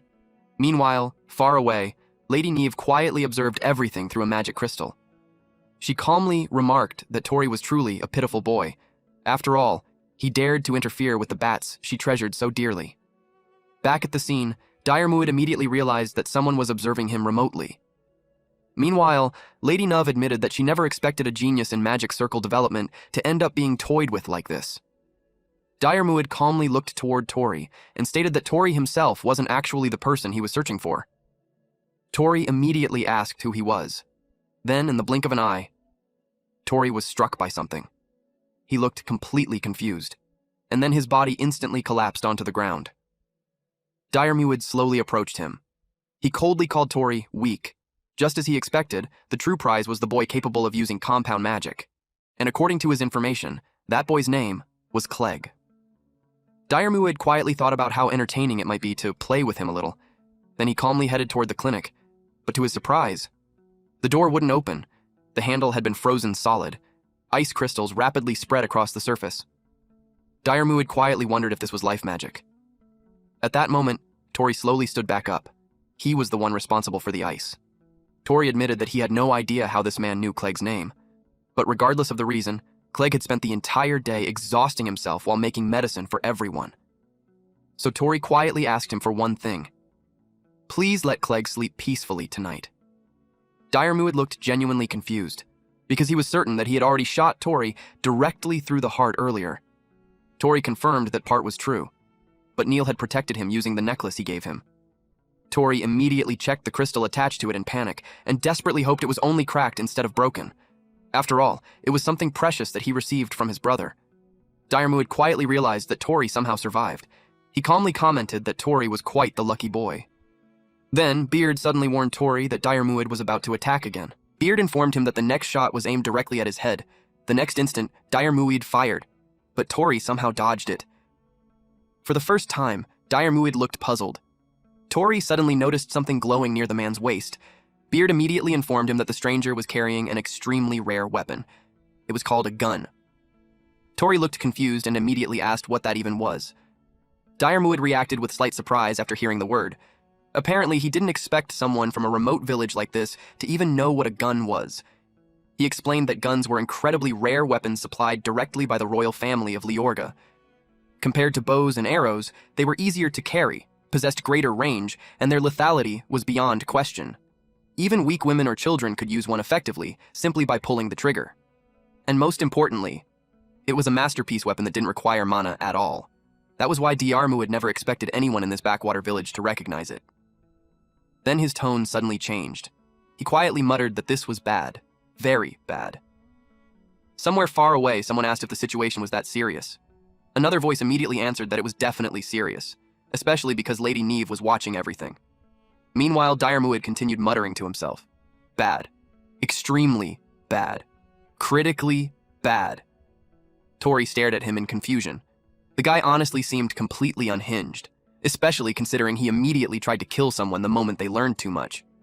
Tori still couldn't understand why this man was specifically targeting Clegg. Did they know each other somehow? Was there some kind of grudge between them? Then Tori suddenly realized something. He actually knew very little about Clegg himself. So he directly asked the stranger one question. What exactly was he to Clegg? The moment Diarmuid heard that, he decided that Tori needed to die immediately. Tori instantly activated Chill, but the ice shield he created shattered apart the moment Diarmuid fired at it. Diarmuid calmly commented that Tori was actually quite clever. Using the rainwater to instantly create layers of ice shields against bullets was genuinely smart. Tori quietly thanked his luck that it happened to be raining tonight. As long as rainwater existed nearby, he could continue generating as many ice shields as he wanted through Chill. Diarmuid then remarked that Tori's magical output was surprisingly impressive for someone using life magic. Then he casually wondered aloud whether Tori was the one responsible for destroying the Sephorbate swarm earlier. The moment Tori heard the word Sephorbate, everything suddenly clicked together in his mind. This man was the one behind the vampirism incident, and once he understood that, Tori decided there was absolutely no way he could forgive him. He immediately activated Kurisu Chill. The freezing magic burst outward instantly. Diarmuid looked amused by the overwhelming output of Tori's life magic. He admitted that he had never seen anything quite like it before. Still, life magic was supposedly basic magic that almost anyone could use, which meant that theoretically, he should also be capable of reproducing it. So Diarmuid activated Kurisu Chill himself, but the spell immediately dispersed and failed. Diarmuid quietly wondered whether the difference came from the mana output itself. At the same time, he remembered that ordinary life magic was never supposed to operate at this level to begin with. That realization immediately made him suspicious. Tori clearly possessed some kind of secret behind his magic. Before Diarmuid could think further, Tori unleashed another Kurisu Chill. Diarmuid instantly jumped backward to evade it. As he dodged, he noticed something strange. Tori wasn't using magic normally. He was externally drawing magic circles before activation. Diarmuid immediately became interested. He decided he wanted to take that technique for himself. Tori fired another Kurisu Chill. The magic circle appeared once again. Diarmuid calmly thanked Tori for conveniently drawing it out for him. Then he activated a new spell. Copy! Tori looked shocked. It almost looked as if Diarmuid absorbed the magic itself, and the sight completely dumbfounded him. Tori couldn't believe that his spell had simply vanished, or more accurately, the magic circle and the spell itself had both been sucked away. Then immediately afterward, Diarmuid activated Kurisu Chill. Tori looked shocked when his own spell came flying back at him. He immediately realized what happened. His magic hadn't disappeared. It had been copied and reflected back. At that moment, Tori finally understood what kind of magic Diarmuid possessed. Copy magic. And if Diarmuid could truly copy everything, then the situation was unbelievably dangerous. Tori instantly decided that he needed to lure this man away from Clegg and the others first. He quickly thought about leading him toward the mountain behind the village. Although, honestly, Tori wasn't even sure whether he could actually defeat him at all. Meanwhile, Diarmuid openly mocked him for trying to run away. He already understood that Tori was attempting to lure him elsewhere, but instead of stopping him, Diarmuid simply commented that Tori's magic circles were wonderful, and for now, he decided he would play along with the game. Tori ran as fast as he possibly could. Inside his head, he quietly apologized to Alba in advance. He already knew she would definitely scream at him for doing something reckless like this. While running, Tori activated Ignition. But of course, Diarmuid instantly copied that spell too. Tori looked horrified after seeing even that magic reproduced. And unlike Tori's version, Diarmuid's Ignition possessed absurd output. The surrounding heat immediately intensified. Diarmuid excitedly declared that this spell was wonderful too. Then he urged Tori to continue showing him more of his amazing magic circles. At that moment, Tori fully realized how hopelessly dangerous the situation had become. At least he successfully lured Diarmuid away from Clegg and the others. But now there was another terrifying problem. Any life magic he fired at Diarmuid would simply return right back at him, with even greater power than before. Tori suddenly thought of something. He immediately unlocked his storage. Then he pulled out Rockbird's magic crystal. Diarmuid noticed the crystal and casually commented that it was surprisingly large. He questioned why Tori was carrying around a raw magic stone when such stones normally needed to be processed before they could be used properly. Then he wondered what exactly Tori planned to do with an unprocessed crystal. Without answering, Tori activated Wing Beat magic. At the same time, he carefully watched Diarmuid's reaction. Diarmuid immediately found the situation interesting. Tori had somehow created magic directly from a raw crystal, and naturally, Diarmuid wanted that power too. So he immediately activated Copy. But the next moment, both Tori and Diarmuid looked shocked. The magic was deflected. For the first time, Diarmuid couldn't believe what had just happened. There was actually a magic circle that his ability couldn't copy. His eyes widened in genuine shock. Even Lady Neve, who was watching everything through the crystal ball, looked surprised. The two of them immediately identified what Tori truly was: a magic stone user. Meanwhile, Tori looked annoyed that Diarmuid kept copying every spell he used. But at least now, the fight finally felt somewhat fair. Meanwhile, Diarmuid quietly muttered to himself that he wanted it. Tori froze in confusion after hearing that. Then Diarmuid repeated himself again. He wanted it.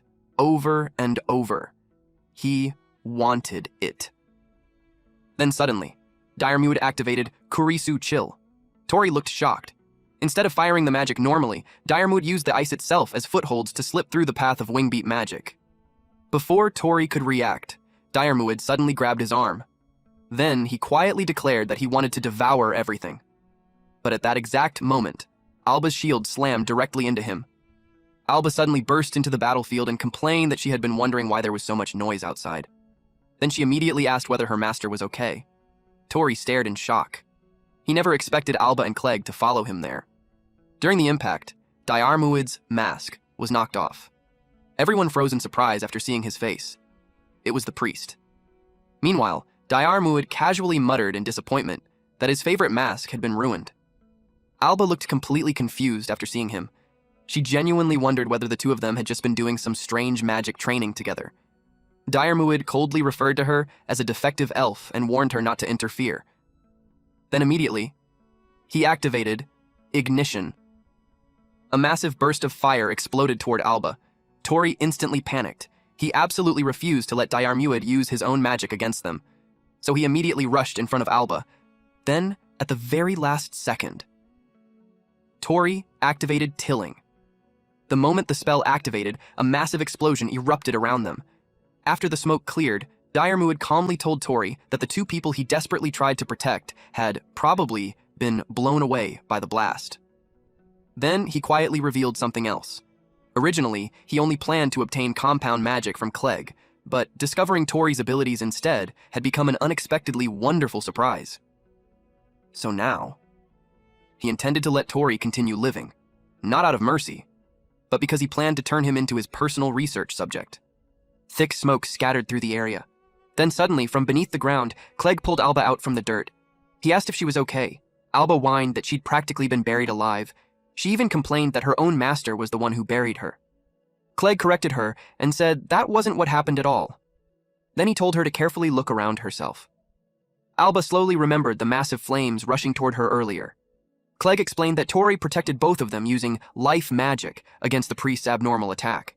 He suspected the spell Tori used was tilling, a basic farming life magic normally meant for making ridges in soil. But Tori's version of life magic was clearly something completely abnormal. Then, suddenly, Alba cried out and asked where her master was. Clegg quietly answered that he didn't know.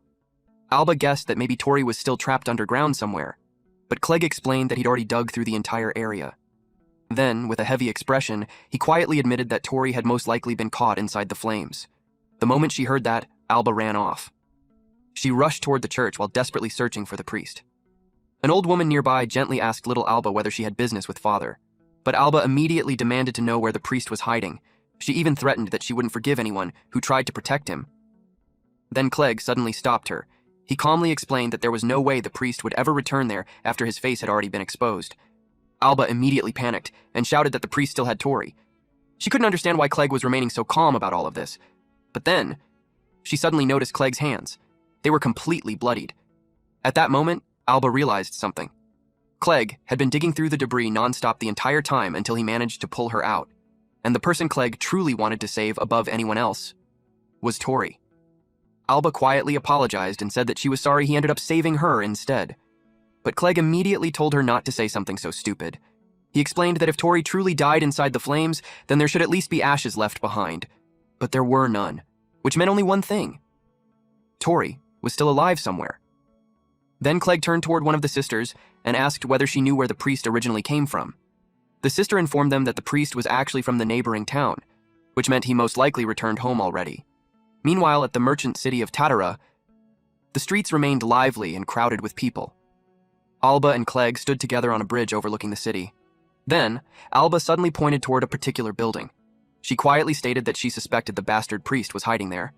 Clegg immediately asked whether she could actually see the traces of magic leading there, or if she was somehow smelling them instead. Alba explained that traces of magic were strange things. They could sometimes be seen with the eyes, sometimes linger like a scent, and sometimes remain behind as echoes within sound itself. After calming herself down and carefully examining the scorched battlefield, Alba discovered traces of magic leading all the way toward the town the sister mentioned earlier. She explained that it was an elf sense, so it was difficult to properly describe. Clegg immediately teased her for somehow being able to sense magical traces, despite not being able to use magic herself. Alba instantly became annoyed. She raised her voice and emphasized once again that it was a sense, not magic. And besides, that was exactly why she kept asking her master to teach her magic already. As they continued forward, Clegg noticed a crowd gathered nearby. Meanwhile, Alba informed him that the mana traces were leading directly toward the back entrance of a building. Two massive, muscular orcs guarded the entrance. Alba confidently declared that this was definitely the right place, but getting inside wouldn't be easy. However, since neither of them knew Tori's current condition, Clegg had absolutely no intention of wasting time waiting around. He immediately mixed Hasho bamboo, slime magic stone powder, and Dryad's lost seed together. The result was a hypnotic drug. According to Clegg, they simply needed to force the guards to drink it somehow. Alba immediately declared that she was actually pretty good at handling this sort of thing. Then she suddenly rushed straight toward the orcs. She immediately jumped onto one of their backs. Then she whispered for it to stay quiet. But almost immediately, she realized that the orc's neck was way thicker than she expected. The orc slammed backward into a wall and accidentally crushed her in the process. Clegg stared at her and immediately asked what exactly she thought she was doing. Then, while the orc was distracted, he forced the potion into its mouth. Immediately afterward, he kicked the orc directly in the chest. The huge body collapsed instantly. But the second orc immediately charged toward him. Alba quickly slammed her shield into its head while loudly cursing at it. Then she proudly declared that the entrance was officially open. Clegg immediately called her a complete musclehead and openly questioned whether brute force was literally the only thing inside her brain. But before Alba could argue back, Clegg suddenly noticed something. A chain. The moment he saw it, his expression changed. Alba noticed his reaction and immediately asked what was wrong, but Clegg simply told her to hurry. Meanwhile, deep inside, he quietly wondered what exactly that sinister presence he sensed earlier really was. Then he reminded Alba to continue following the traces, so Alba immediately led the way. But the moment the two of them reached the hidden room, both of them froze in shock. The Sephora instantly attacked them. Clegg immediately reacted and ordered Alba not to breathe in. Then he threw the hypnotic drug directly toward the swarm.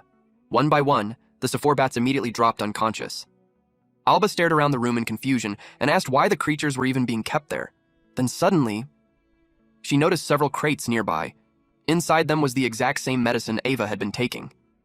Alba immediately followed the mana traces again, and eventually, they led directly toward a massive hourglass-like container. She quietly wondered whether all the mana stored inside the bottles was somehow being gathered there together. Then her eyes widened in horror. The mana inside the hourglass was still flowing continuously. Several mana traces connected directly into it, and when Alba followed the other connections, she discovered they led straight toward the Sephora. Her entire body trembled after realizing the truth. Those strange bottles and the Sephora were directly connected. Mana from countless victims was being drained through the Sephora and funneled into the system. Alba called the entire thing disgusting. Meanwhile, Clegg stared at the magic circle engraved onto the Sephora's wing. Then he suddenly remembered something. The priest previously mentioned that the Neve Company was cooperating with the vampirism incident investigation. Clegg quickly formed a hypothesis. He explained that if the enchantment magic engraved into the magic circles was rewriting the Sephora's mana-sharing function, and if the altered mechanism redirected that shared mana into the bottles instead, then the Sephora were essentially absorbing mana from people and gathering it all there, which meant the entire system worked like this. First, they created victims by draining people's mana through the Sephora. Then, afterward, they manufactured recovery medicine using the exact same mana stolen from those victims. The moment Clegg realized that, his expression darkened. Their true objective was a pharmaceutical business built entirely around mana depletion victims who would never truly recover. At that moment, Alba also realized the horrifying truth. This place was the true source behind the vampirism incident, but suddenly, a blade pierced directly into Clegg's shoulder. At the same time, the door was forced open by a mechanical arm. The newcomer calmly stated that he heard the young Mrs. Doll had fallen over, so he came to investigate. And instead, he found a pair of massive rats sneaking around.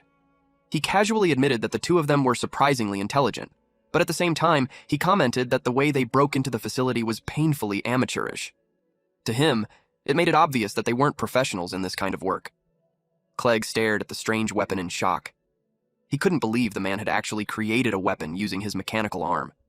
Meanwhile, Alba looked completely confused and wondered what exactly this guy even was. The man casually introduced himself through his exhausted sigh. It was Owen, and according to him, the two of them were becoming an unbelievable pain to deal with. Owen immediately transformed his mechanical arm into another weapon. He complained again that the two rats were seriously becoming a pain to deal with. Since neither of them looked like they belonged in the same line of work, he questioned what exactly they were even doing there. Meanwhile, Clegg quietly wondered whether this man was some kind of alchemist. After all, he seemed capable of turning ordinary objects into weapons instantly. Alba immediately warned Clegg that this guy was strong. Owen then asked which one of them was responsible for putting the young lady's doll to sleep. In response, Clegg quietly pulled out several magic stone powders: poison peep, fly moth, and acid bee.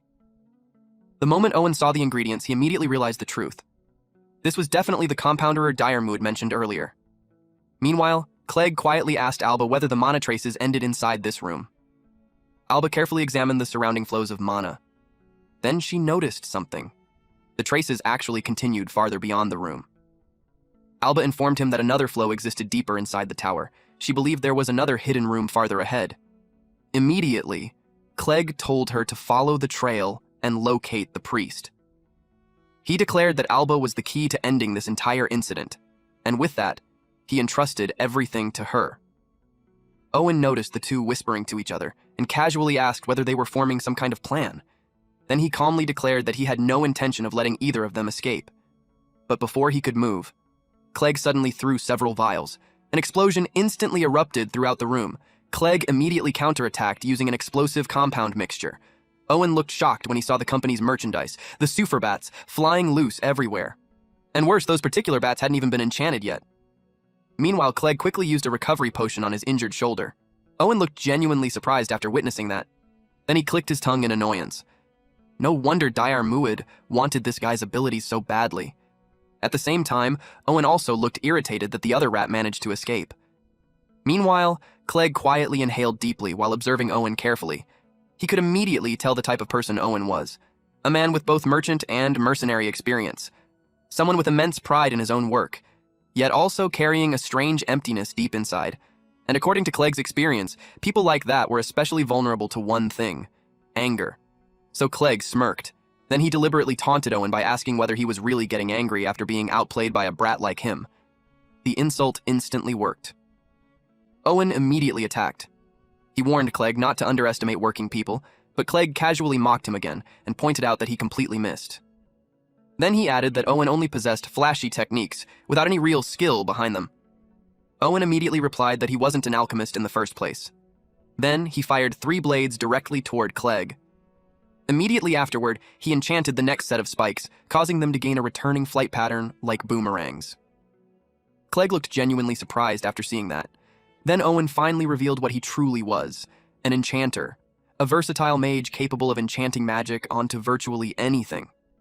Owen revealed that his mechanical arms also incorporated alchemy into their construction.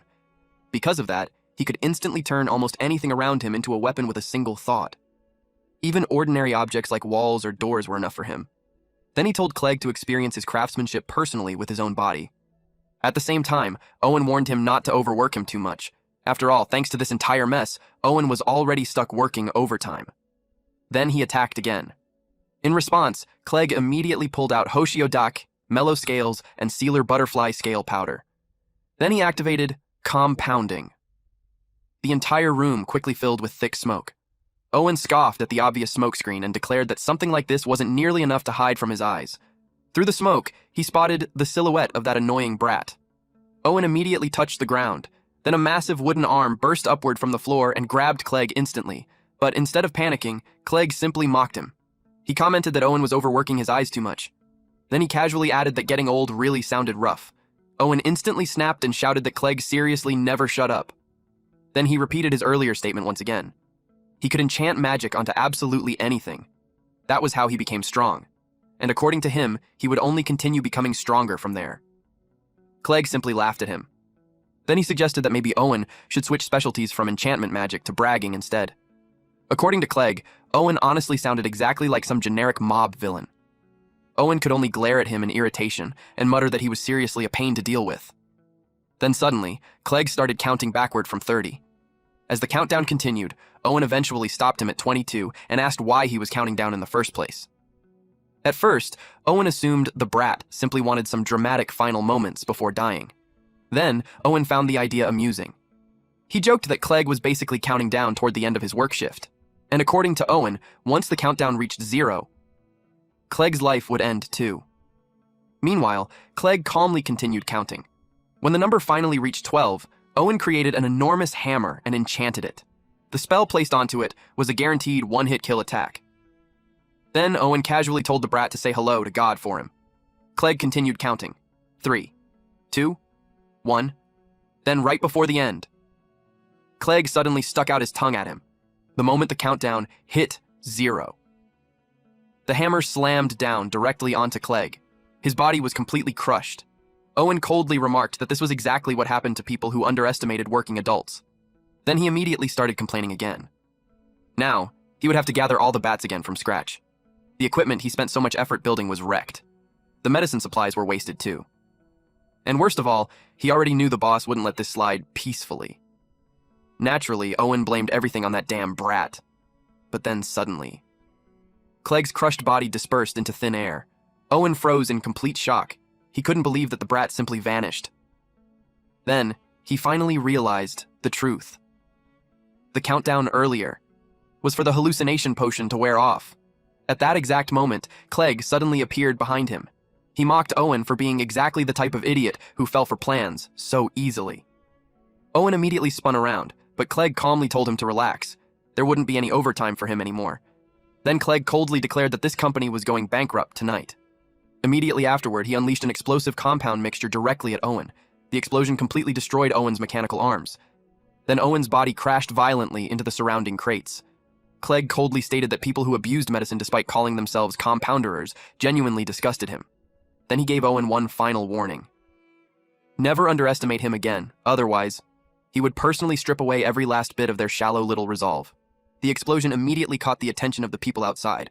Several masked nobles accompanying Lady Neve questioned what was happening, since things were becoming incredibly loud outside. Meanwhile, Lady Neve simply muttered one word. Idiot.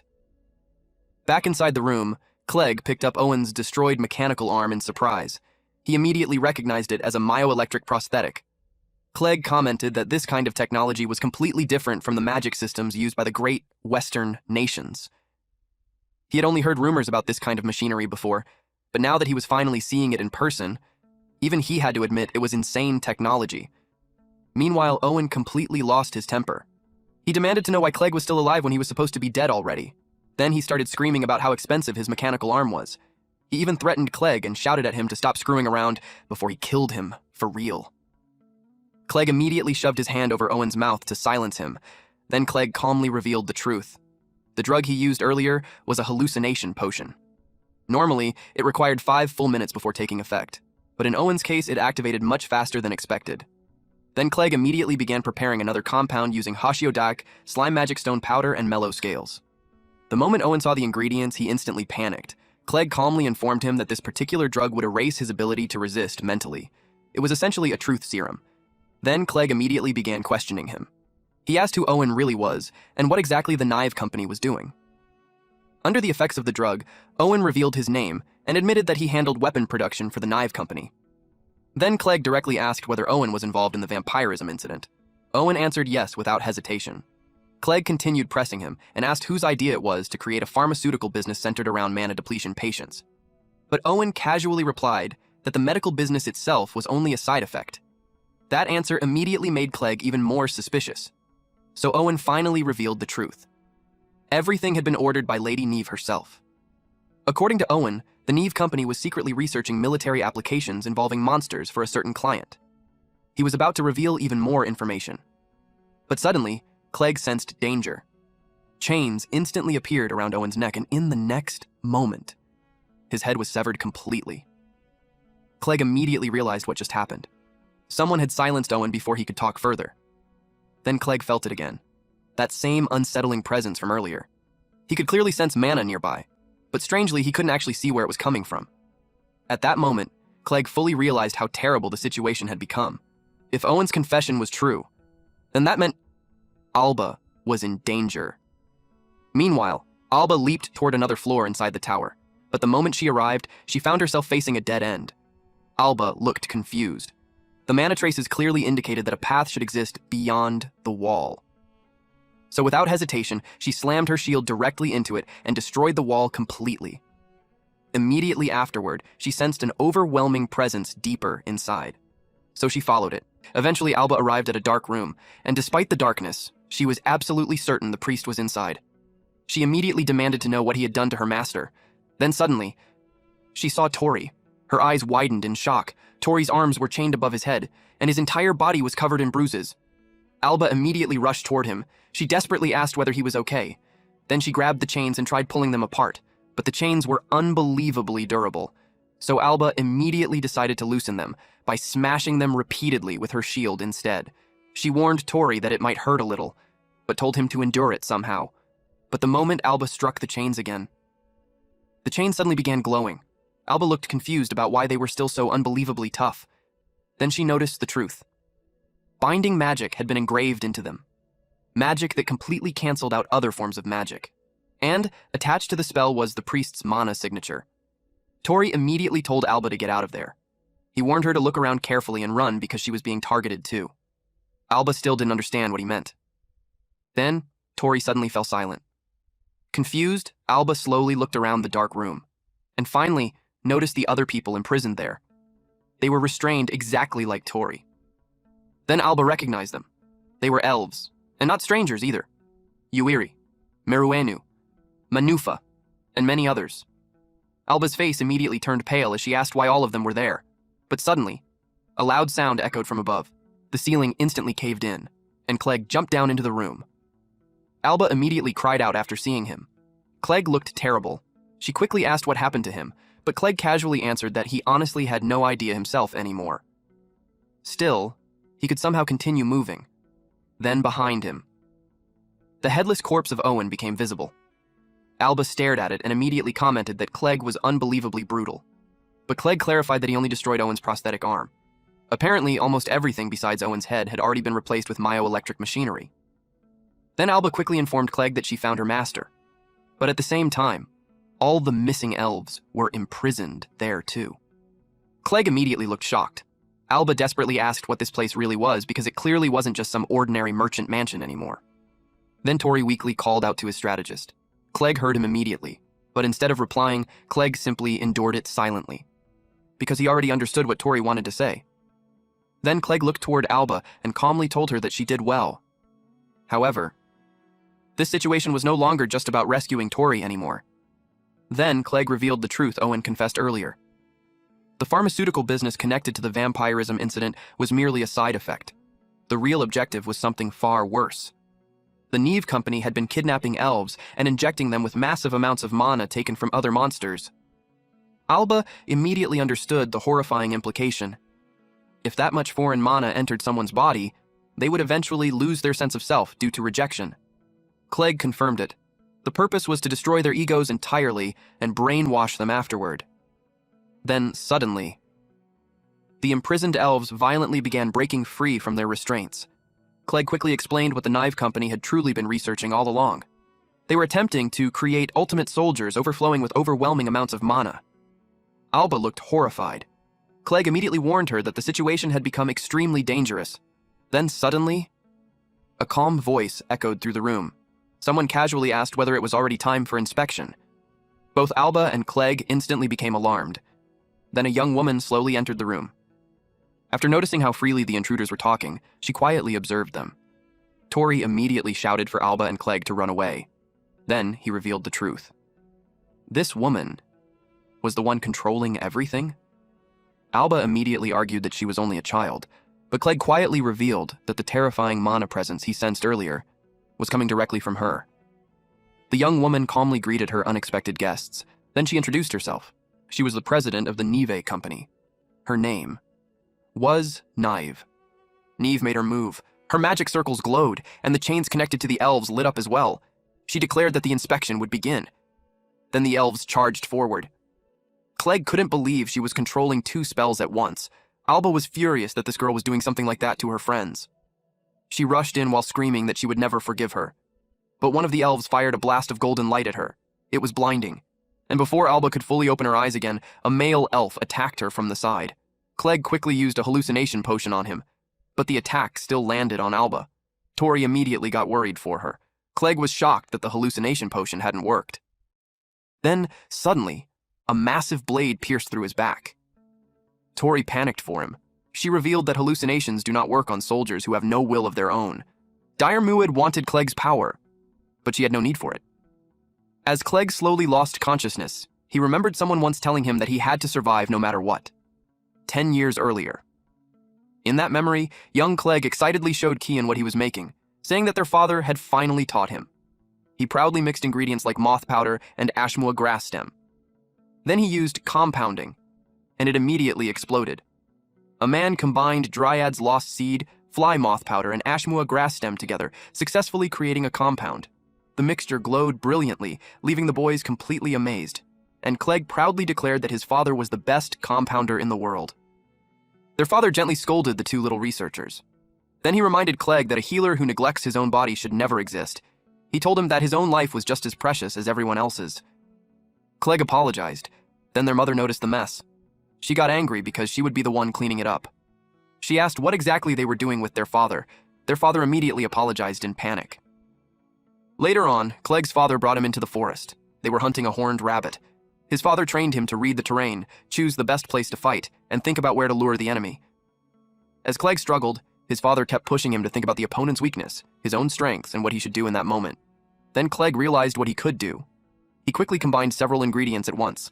He triggered a compound and activated an Axel mix as he rushed into action. And he successfully caught the single-horned rabbit, but the rabbit kicked him hard, forcing him to let go. Clegg immediately whined that it hurt.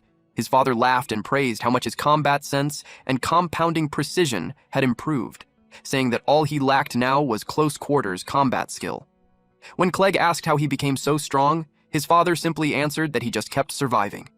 Clegg questioned that answer because in his mind, if someone was strong, surviving should already be obvious.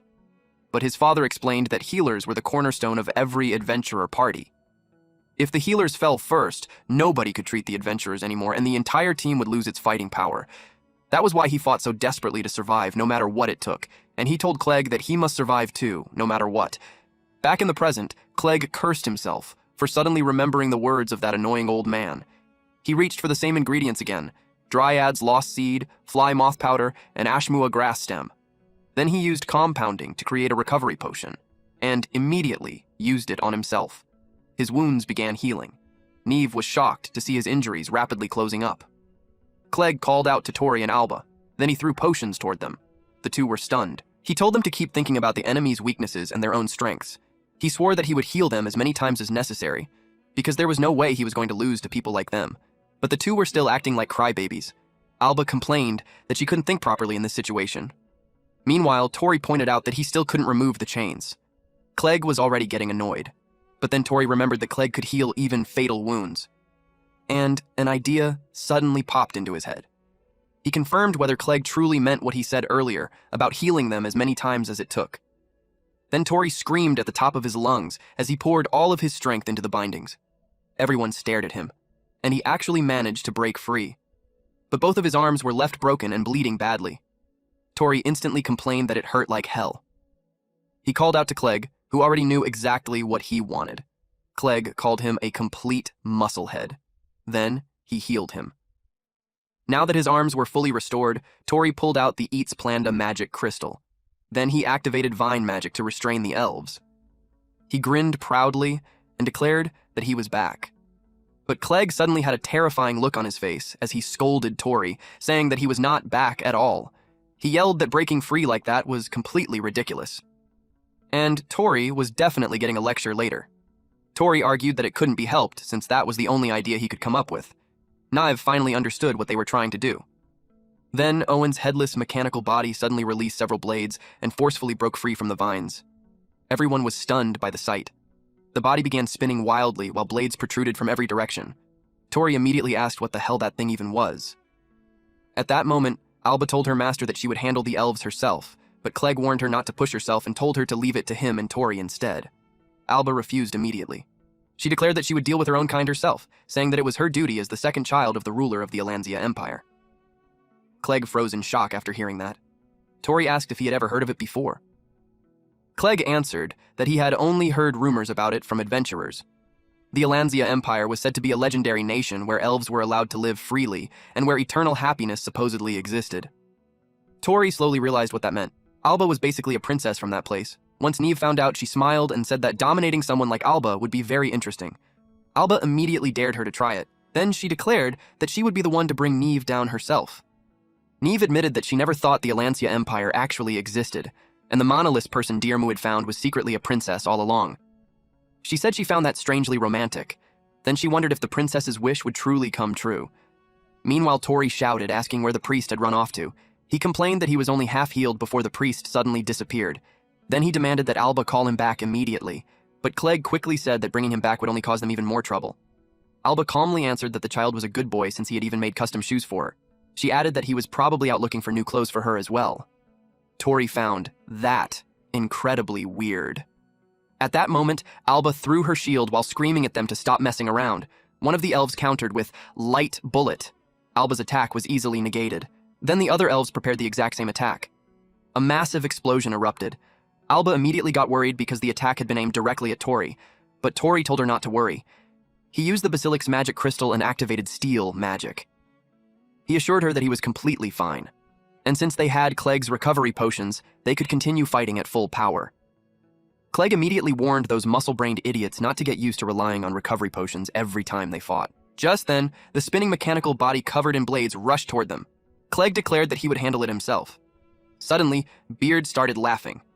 He found Tori's absurd fighting style as entertaining as ever. Tori was shocked to hear his voice again.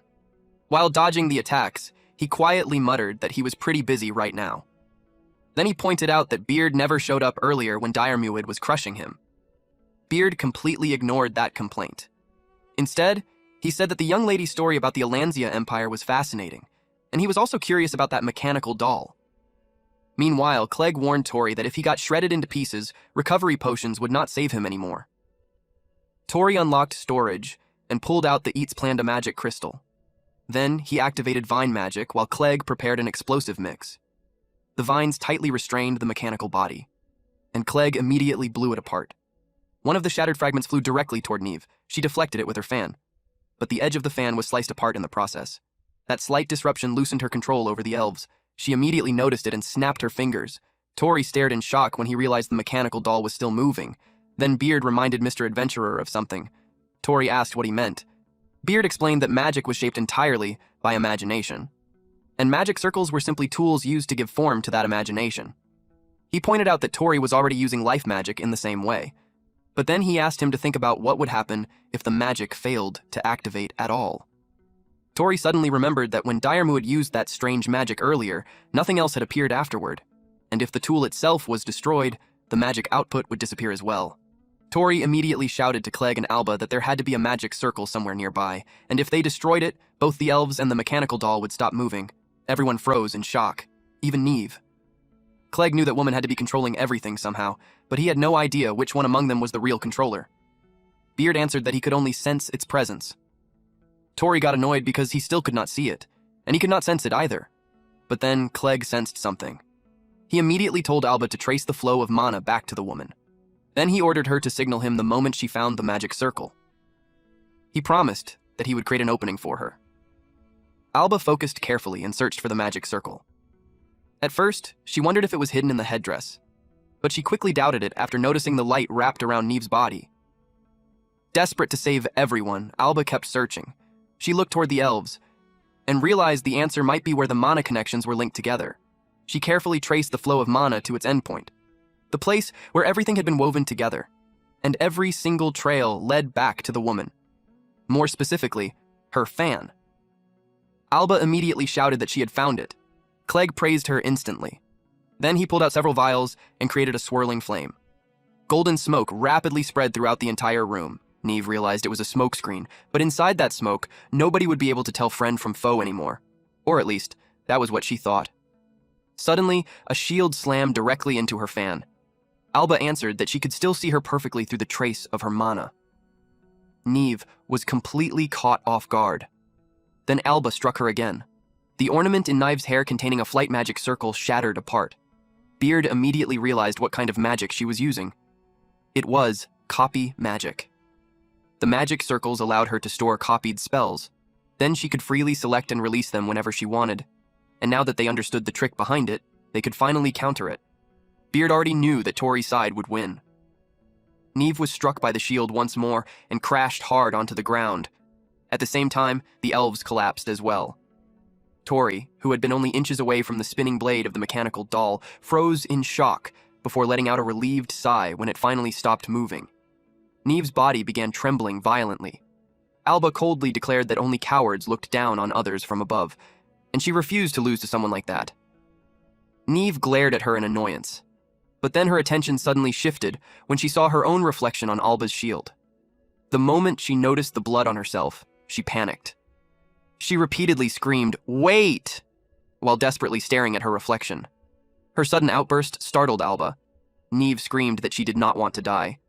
Then Alba noticed something strange happening to her body. Tori immediately asked what was going on. Beard realized that this was not caused by a magic circle at all. This was a rare case. It was the woman's original magic. Then the woman frantically screamed, calling out, "Neve, my precious child!"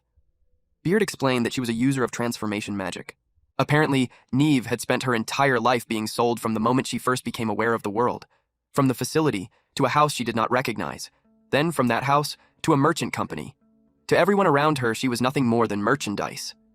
That was the only value her life had. The more she worked, the more the adults praised her. But as she grew older, even those praises disappeared. Her body remained weak and frail even after she became an adult. She once said there had even been a time in her childhood when she could not properly learn anything at all. She had never been given something she could truly rely on. It was around that time that her transformation magic awakened. Ironically, it was the very power she had always wanted most, yet back then she had absolutely no use for it. She transformed herself from a child into a grown woman. But she was frustrated. Frustrated with who she was. Frustrated with her own helpless life. Young and reckless, she let that frustration consume her. One day she pinned a man beneath her, and the result of that moment changed everything. After that, nobody sold her anymore. Instead, she sold herself away, with her own will. That was when she finally realized something.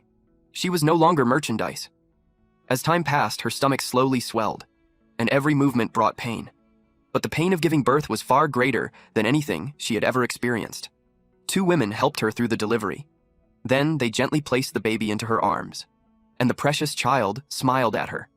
At that exact moment, the baby became her reason for living. She named the child Neve, her precious light, her entire world. She had never believed happiness like that could ever exist for someone like her. One day, Neve cheerfully told her that she was heading out to make a delivery, and she reminded her mother to take care of herself while she was gone. This woman truly believed happiness had finally entered her life. But that happiness shattered the day a carriage struck Neve and killed her. From that moment onward, she regretted ever believing in happiness at all. She regretted not dressing her daughter in cuter clothes. She regretted not buying her prettier shoes. She regretted not telling her more often how much she loved her, and how Neve had always been her favorite person in the world. She screamed for them to give her child back. She cried out for her precious light. She declared that she would give up absolutely everything just to have her back again. She prayed for happiness to return to Neve, and eventually, she decided to devote everything she had to creating a perfect world for her daughter. A world where Neve could obtain eternal happiness. Then she declared that if the Alanzia Empire truly did not exist, then the people before her were the ones who had destroyed her reason for living. She blamed them for standing in the way of her daughter's happiness, and she swore that she would never forgive them. Suddenly a bird flew into the room, and she noticed that it dropped an hourglass filled with purple liquid. Tori asked what exactly it was. Clegg explained that it was a mass of magic created by gathering mana using Sufor bats. Everyone reacted in shock at the overwhelming amount of mana inside it. Then the woman's chest suddenly began glowing brightly. A magic circle appeared at the center of her chest. At that moment, she remembered Diarmuid, and she realized that the final inspection ordered by the Liorga royal family had still not been completed.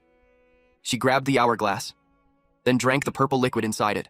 Alba immediately screamed for her to stop, warning that it was a mass of magical resentment. Suddenly, massive pillars of ice formed around them. Tori was shocked when he recognized the spell. It was chill. Then chains rapidly spread throughout the area. Tori asked what kind of magic this was now. Beard answered that this was another rare case. This time, it was servitude magic. He explained that it was the true nature of the enchantment carved into her chest. A contract magic circle designed to force monsters into submission. To Beard, the magic felt strangely nostalgic. It was a type of magic one of his old acquaintances specialized in. But because it consumed an absurd amount of mana, it eventually became a lost magic that nobody else could use anymore. Then Beard advised them to abandon the mansion immediately. He warned that with this much servitude magic being activated, the entire building would collapse and bury everyone alive. Tori immediately shouted for Alba and Clegg to escape because the whole mansion was about to come down. But Alba refused. She said they could not leave everyone behind while they were still unconscious. Clegg answered that their minds had already been broken, and even his medicine could not heal damage like that. Tori wondered if life magic could somehow restore their consciousness. Then, Beard reminded him that he still had the Suforbat magic crystal, the same one that made flowers bloom earlier. Tori suddenly realized that synchronization might actually work. He wondered if it was possible to connect directly with the elves. Beard informed him that it was not an especially dangerous gamble, but if he truly planned to do it, then he needed to hurry. Tori got annoyed because Beard was still being vague as usual, but there was no time left to hesitate. He unlocked storage and pulled out the Suforbat's magic crystal. Then he activated synchronization and instantly got a nosebleed. The elves suddenly woke up. Alba was overjoyed to see them conscious again, but Tori was in terrible pain. The elves' memories were flooding directly into his mind. It was an enormous risk. He felt like his head was being split apart from the inside. Tori told everyone to forget about him and just run away already. Alba immediately called for Clegg to treat him. Then she declared that she would carry Tori herself while everyone escaped outside. Moments later, the Knive Company mansion began collapsing behind them. And then a monster appeared. Beard immediately sensed a familiar presence and identified the creature as a wyvern. Knive's mother declared that she would never forgive them because they were enemies of Knive's happiness. Alba asked if she truly did not care about the damage this would cause to the city as well. Meanwhile, Clegg asked what exactly they were supposed to do against something like that. Tori was already in horrible condition, but he still trusted that Beard could handle a monster using those mysterious steps he talked about before. Beard confirmed that he could. Tori asked what the first step was. Beard answered that he was ready to do this with him. Their goal was to obtain the wyvern's magic crystal, and step 1 was to court it. Tori was dumbfounded. He wondered why he had to court that thing. Even Alba and Clegg looked confused. Alba grabbed him by the collar and shouted that it was the enemy. Tori explained that Beard told him to court it. Clegg blinked in confusion and asked who Beard even was. Tori suddenly realized he had zoned out and forgotten to hide Beard. Clegg admitted he already knew Tori was hiding something, but he would not force him to explain until he was ready. Still, if this courting idea could fix the situation, then they had no choice but to try it. He told Tori to do whatever he wanted, but in return, he had to take responsibility for this mess no matter what happened. Tori answered yes without hesitation. Alba panicked when he suddenly ran off. Clegg stopped her and reminded her that their job was to save the townspeople. She shouted that their master was about to court a monster. Clegg sighed and said that whenever Tori started muttering to himself, it usually meant he had already made up his mind about something. He told her to trust him. Tori unlocked his storage and pulled out the Suforbat's magic crystal. Then he activated synchronization magic. Instantly, Neve's memories flooded into his head. Neve kept muttering to herself. She screamed at someone for stepping around with filthy shoes. The wyvern suddenly breathed fire at them. Both of them coughed up blood. Clegg grew worried for Tori, but Tori assured him that something like that was not enough to bring him down. Still, everyone realized the burden of synchronizing with Neve had fallen directly onto him. Tori asked Beard if Knive's servitude magic consumed an absurd amount of mana. Beard answered that even with mana recovery drugs, it still would not be enough. At this rate, even if nothing attacked her, she would eventually die from mana depletion alone. That bothered Tori. Beard then pointed his attention back toward the wyvern. Apparently, Tori thought monster courtship worked the same way it did for humans. Beard could only sigh and tell him he seriously needed to study monsters more. He explained that wyverns preserved their species by mating with creatures that possessed massive amounts of mana. Neve's servitude magic most likely abused that instinct. And there was one more important detail. Whenever a wyvern sensed overwhelming mana, it would reveal its Imperial Wrath scale as part of its courtship behavior. Tori asked what Imperial Wrath even was. Beard explained that it was considered one of the weak points of dragon species, and wyverns exposed it even more openly than true dragons. Tori immediately understood what he needed to do. He had to make his mana appear greater than Neve's. The problem was figuring out how. But Beard calmly told him the answer already existed inside him. He advised Tori to remember everything he had learned from him and every step he had taken until now. That was when Tori realized Beard was talking about mana synthesis. He wondered if it was possible to do the same thing using magic stones, but one thing was certain. If he failed here, there was no way he could lure the wyvern away from Neve. Then he shouted for Clegg to give him an explosive mix. Clegg warned that even if he used that, it would not work on the wyvern. Tori said he already knew. He told Clegg to buy him a little time because they needed to stall first. Everyone protested because the wyvern was already flooding the area with flames and everyone's mana was nearly exhausted. But the other elves said they could still manage, because elves never forget their debts. Alba agreed with them. The elves formed whips of light while Clegg threw his dissolve mix at the wyvern. The attack continued non-stop. Tori was determined to stop this no matter what. He activated storage unlock. Then he released Eats Planda's magic crystal and Rockbird's magic crystal. He planned to fuse all of them into one. Neve noticed him and wondered what that brat was planning this time. Because she got distracted, Alba's shield nearly slammed into her. Alba shouted that Neve had dragged the elves into this mess and already destroyed enough of the town. But Neve screamed back at her to shut up because she understood nothing. She said she only wanted to change the world that stole Nive away and create one where Nive could finally live happily. Suddenly, the wyvern unleashed another blast of fire. It burned through a carriage, causing one of the wheels to fly loose. A little girl was directly in its path. The sight instantly reminded Nive of the accident. She saw her own daughter in that little girl. Without thinking, she rushed forward to catch the wheel. At that moment, Tori finally finished his work. He rushed in and grabbed the girl while using the new magic crystal to deflect the wyvern's claw.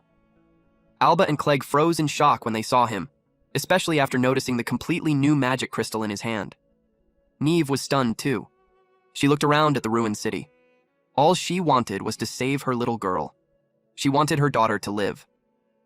But the roads they walked together and the plaza where she used to play had already been reduced to rubble. And no matter what she did now, her daughter would never come back. That was when Nive realized it. Her entire life had become nothing but a chain of mistakes. Tears streamed down her face as she wondered what she should have done differently. Tori noticed her. He gritted his teeth and held back his tears. He could not cry for her because if he did, Alba and the others would not survive this. Beard informed him that the servitude magic was fading. Tori answered that he already knew. Then he gently told the little girl to stay back because it was dangerous. At that moment, he thought about his brother, Neil. If Neil had died instead, maybe he would have cursed the world the same way Nive did. Still, Tori knew she had forgotten something important. He activated the first step of his own version of courtship. The Nive he saw in those memories had always smiled so brightly. Tori screamed at her to take everything he had. The woman suddenly remembered something. Her daughter had smiled until the very end. Knowing that filled her with relief. A massive beam of light erupted from the wyvern. Then Nive collapsed. Tori caught her before she hit the ground. He promised that later he would listen to her story properly. But for now, it was time for step 2. Beard instructed him to peel off the Imperial Wrath Scale. The servitude magic was gone, the Imperial Wrath Scale was fully exposed, and now the real fight was about to begin.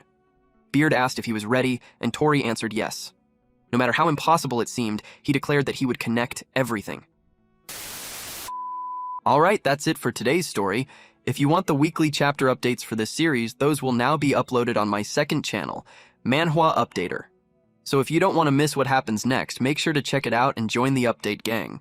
Thanks for watching, stay cool, stay awesome, and I'll see you in the next one.